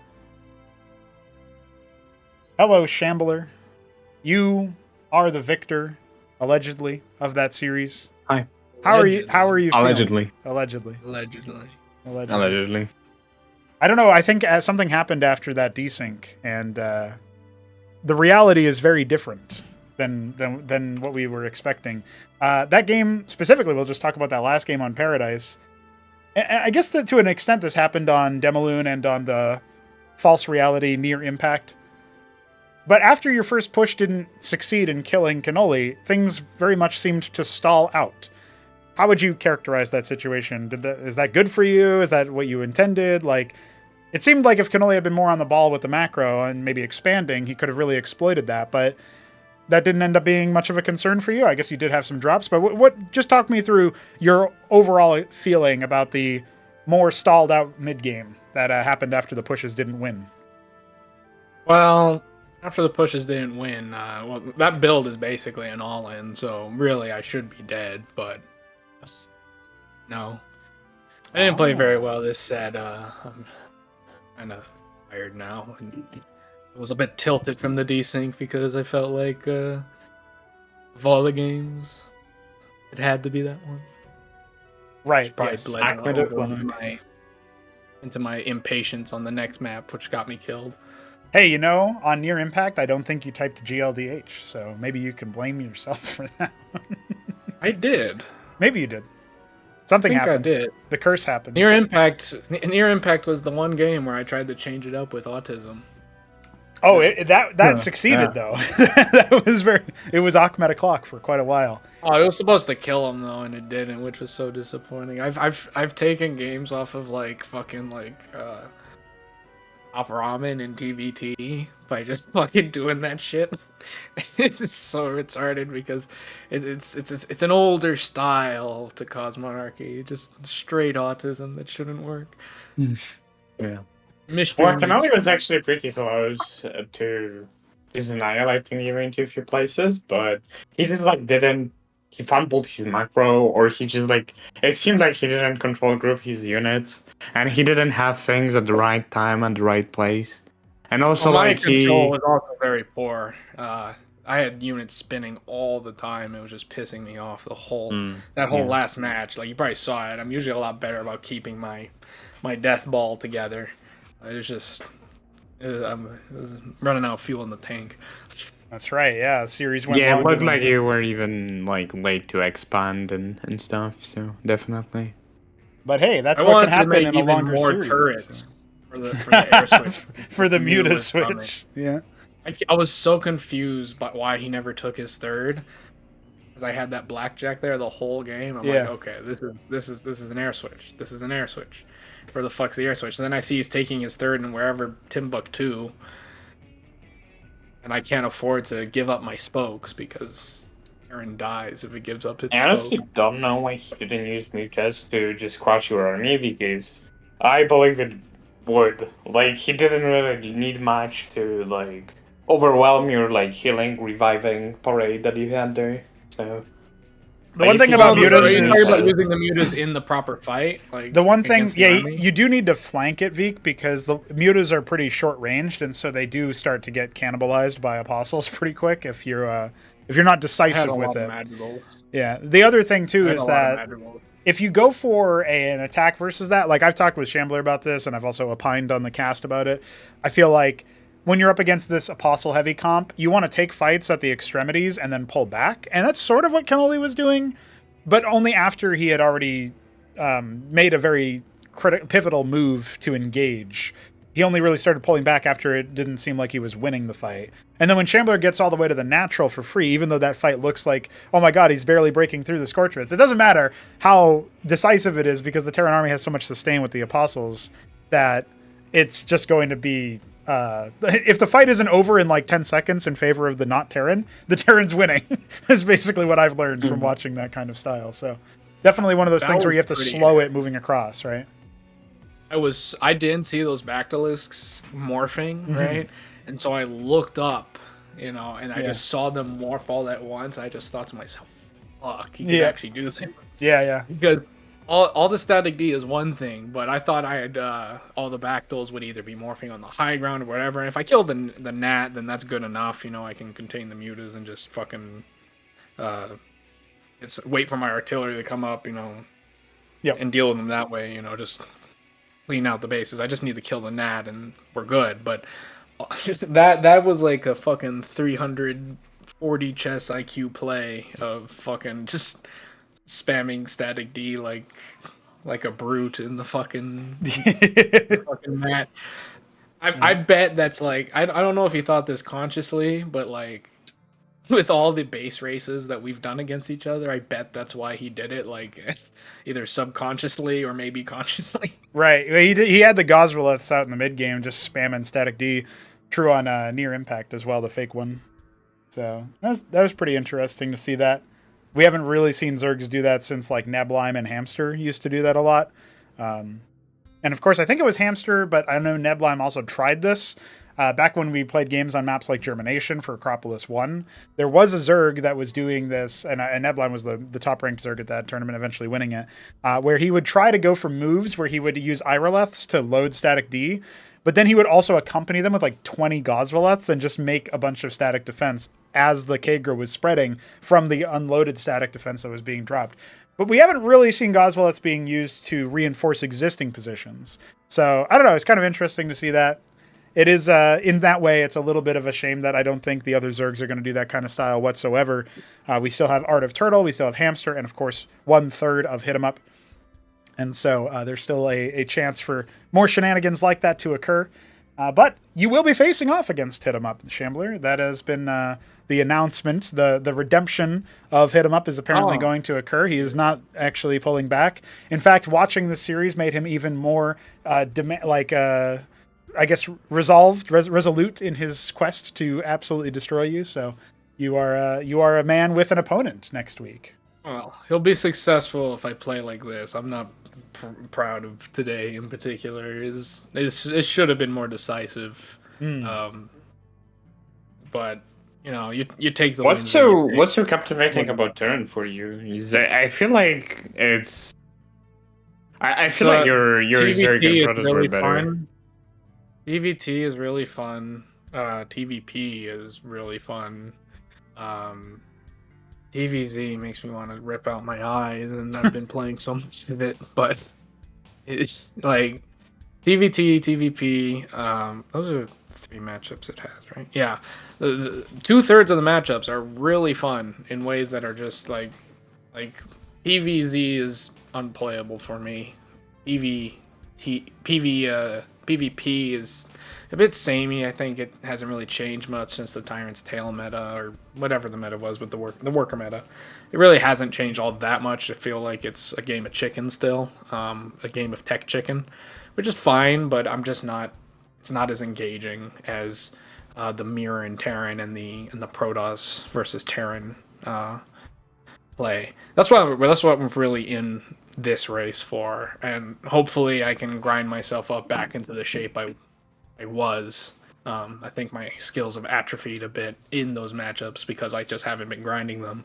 But I got a week until the hit 'em up showdown. So that's right. Hopefully I can get some good practice partners. I know Nablime really wants me to finish the job for him. He does not want the rematch against Hit 'em Up, that's for sure. He's hoping for a rematch against Aoud, because when push came to shove on Battlements, Nablime did end up dropping a lot of matches to Aoud, so he wants to show the world that his versus Terran is still going to be unmatched. But hey, that could be interesting. That being said, obviously you've been put up against Hit 'em Up. On the opposite side of the bracket, tomorrow we will have Art of Turtle versus Top Ramen as our opening match, and then our second match of that day tomorrow is going to be none other than Hamster taking on the aforementioned Aoud 64. Any predictions for those series? And if you were to somehow upset Hit 'em Up, who would you like to face in the next match in Elimination 3? Well, I don't really. If I knock out him up, that's sort of like quest complete here. It would give you top 4. It would guarantee you a top 4 finish, so that's worth something. That guarantees that that the old blood will make it into grand finals. So, that's sort of. I'm going for the gold. So, like, if I beat Hit 'em Up, it's like, okay, hopefully it's a grand final in the Blime. If it's not, well, on a damn good show. So there you go. This has been the most competitive tournament we have, and I do think I've gotten better overall. It's just today wasn't a great showing of that. Gotcha, yeah.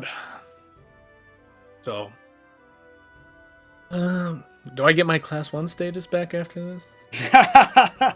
I mean, I'm pretty sure it's hard to say who would be, because you're gonna, even if you lose in the next series, you'd be top 6 in the tournament, and it's really hard to imagine who would be above that, because Arbuz didn't place since he was eliminated at the last chance of the first continent, and he hasn't really been super active since then. I was going over this actually not so long ago. I think it was in the CM Talk chat, the Discord's channel, talking about it was really funny because Top Ramen correctly identified. I just typed, "I can't believe you guys couldn't beat Shambler. He's guaranteed Class 1 now." And then immediately after that, it just said several people are typing. So, the Anti-Shambler Society is back in action. They're trying their propaganda campaign. But I don't think it's possible to argue in a sane world for any other thing. What I'll tell you is this: you put on a damn good showing versus Hit 'em Up, you pretty much seal the deal. That's what I can say. All right. Well, you heard it here first. Hit 'em Up's gonna be murdered in the street, boys. So one game, he'll tilt out. That's the hope. That's what Shambler's hoping for. I mean, he keeps DMing Hit 'em Up for fucking curses and stuff, and I guess it worked to get in the upper bracket. So Yeah, I gotta find some new ones though, because I've sent him all 3 that I have, from my curse folder. So I gotta go curse harvesting. That's right. Yeah, listen, everybody's going to be watching that grudge match next week. Glad that Hit 'em Up decided to stick into the tournament despite his knockdown, and that'll be a marquee matchup whenever it gets played. So I look forward to that. But hey, with all that said, Shambler, you are victorious. You will move on to live and fight another day. Though you may be stomped by the tyrant, we shall see about that. I wanted to thank you for joining us for the closing interview and give you any final words you want to say. You have the floor. GG. S, stay salty. Ass, stay salty. Shambler puts him in shambles. All right, man. We'll see you very soon. And with that, I will bring Kenoli in. I assume he's ready, even though he's not in the waiting room. We'll see what he wants to do with that. And welcome, sir, Kenoli. The voice of the start location profile picture is now in our ears. How are you doing, sir? Hello. Feeling okay after that? I mean, it is sad to see you go, but those were some games that you definitely brought the Shambler the distance on. A lot of people were predicting him to just 3-0 and move on, but you had some fight in you. Yes. Losing was very sad. I probably should have just killed him early, every match, like I did in the one game. Right. But I did want to fight against the crazy Apostle army. He's kind of the only one that does it. Yeah, hard to kind of practice against that if he's the only one playing that style, right? So Yeah. not too many reps against it. I mean, we were, sort of hemming and hawing about maybe that muta switch that you kept doing. If you just used those in combat, it might have been able to pick him off at the extremities. Shambler pointed out he had a lot of madrigals. I'm not sure what your musing on that was, but trying to actually take on the army definitely seems like a bit of an art form unto itself. Pretty sure mutas don't do damage to army units. They can only damage workers. We're good. No, they don't. bold statement. Okay. It's not like Brood War. They actually deal a lot of damage. They stack, and if you combine them with other units, you just don't want them to be this whole unit fighting, but they're really good. I did have one of the matches, a while ago where I made like 80 mutas or something and tried to fight like a part of the Apostle army that had broken off, and they just got owned and all got revived. It was like not even close. Interesting. So based on prior experience, you were like, nah, let me just harass with these. Now okay, on Near Impact, the fake one that didn't get counted really, you did show us that you have the ability to get to tier 3 versus this, but you made the decision to go for an attack, counter push with the mutas, instead of waiting to turn them into the Tozgralisks after you upgraded your Spire. What was that about? I don't know. Some of the like timings of things were getting really weird in some of those like longer stalled out matches. Yes. So it was becoming very hard to read the game state. And like you were saying on Paradise, especially, I was like, probably should have taken more bases. But you're in this weird situation where like Terran can just move out at any time or like creep forward with tanks. You need tons of Bactylisks to stop it. And you can never really be sure if they're going to do that or not. So it's really like not super safe to go and just take a bunch of bases. I mean, if you're floating like a 1,000 minerals, you can surely just like risk a bunch of minerals for expos. So I think you just have to, like as Zerg, you just have to be greedy and be okay with sometimes losing the expo. Ideally, you just cancel it later, right? And you can always set up some lackeys, you can set up some Bactals on ramp. Like one thing you were doing really well was setting up Bactals on those ramps. On Demiluan, I believe, and I was really fucking with Shambler. Like you've been taking really good fights there, so I think if you done more of that and you just like consistently expanded, and also one other thing, if you consistently teched up, because you've taken the tier 2 very late on the Demiluan game and some others too. So I think those two things, and you would have crushed him probably. I've done some earlier tier 2 against that apostle stuff, but like there's, I don't know, I feel like there's not a lot in tier 2 that even helps kill them. Like big balls of Bacillus are like the only useful thing. But even some of the fights I had where I had like alarming numbers of Bacillusks on the high ground, I was like still losing, because the like sustain is like not a strong enough word for the like critical mass of apostles. Like I was like target firing them, killing them instantly, but like there's not enough DPS in the world to ever like keep them down.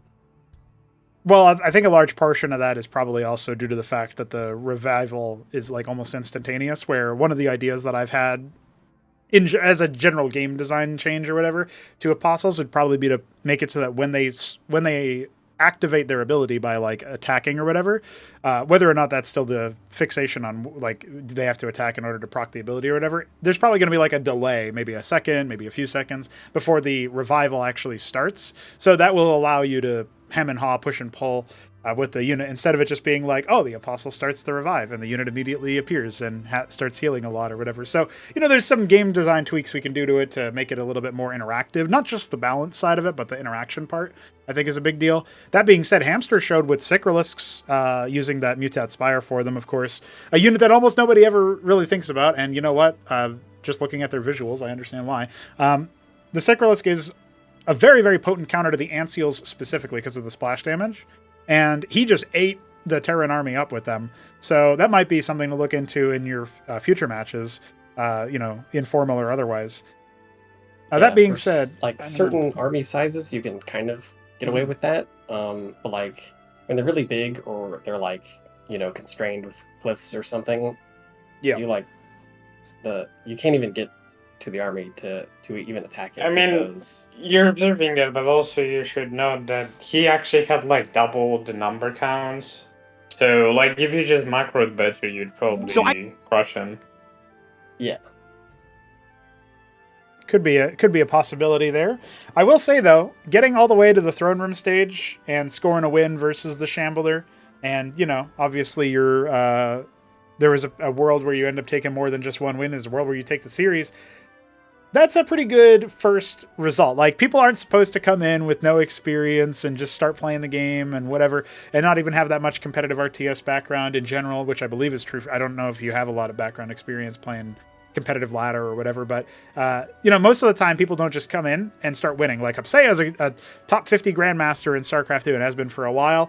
He hasn't won one of these tournaments yet. He's placed very well in some of them. He obviously didn't qualify to here, in part because of you, Kenoli. You did that. It's your responsibility. You caused the salt. But there's definitely people out there who have really, really good experience in other RTS games, and they don't immediately find success. Even Hamster on his debuts all the way back in Ascension 6, he makes it to the grand final, gets 4-0'd by Mystery Meat. That's kind of what's supposed to happen. You're not really supposed to be finishing so deep. A lot of people think, the narrative is, Kenoli comes here. At first people were like, it's just because Zerg is OP. But then people started to realize, no, there's legit, tactics and strategy at play here.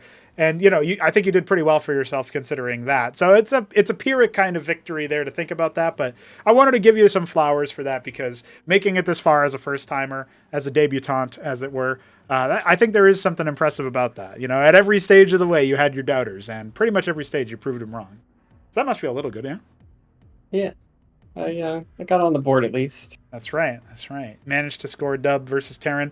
Also, I mean, if you had seeded against a Zerg player, if you were up against Art of Turtle again, that went 5 games for your qualification set. That could have been a bloody one. We might have seen you moving ahead. So in some ways, it's down to the seeding that you didn't end up getting to flex your Z mirror specialism, and you also didn't get to flex against Protoss either, right? There's also a lot of practicing against specific styles. Right. It's like I said, Shambler doesn't play like anyone else. And also, I guess I really don't play like anyone else. I'm kind of just you'll have like hit him up or whatever. He's getting by on his flawless macro and mechanics. I don't really do that, and I don't really care, because it doesn't feel good to me to play that way. Oh, okay. Interesting. I'm just mind reading my opponents to know what they're doing, know what they're thinking. But Shambler is Shambler is Shambler. Hard to know what he's thinking sometimes with the moves he does, yeah. Well, I mean, despite that, I would say some cool moves in the set. Thank you for joining us and playing for us, and of course, having the interview. Any closing remarks as you are on your way out of your first Throne Room stage? Good luck, have fun. Good luck, have fun. Thank you, Kenoli, and we will be talking with you later on, I'm sure. With that all said, and that out of the way, Veek, thank you for joining me. We have our lower bracket ascending a little bit further and closer. By the end of tomorrow, we will see who is going to be playing in Elimination 2A, and we will, of course, be seeing who's going to be playing in that upper final, in the upper bracket. It's going to be very, very cool to see who's going to take on Neblime. Will it be Hamster or Aoud? And, you know, who's going to be duking it out for their elimination lives, so to speak, the tournament lives. Will AOT be going home tomorrow, or will it be Top Ramen? These are questions that we have to answer, but we can't do that until tomorrow. So, ladies and gentlemen, that'll be it for us. We are on our way out of here, and we hope that you enjoyed our show. It was a very interesting one. It was very different. It was not what we were necessarily expecting, but sometimes those are the best times. GG, boys, and we're out of here.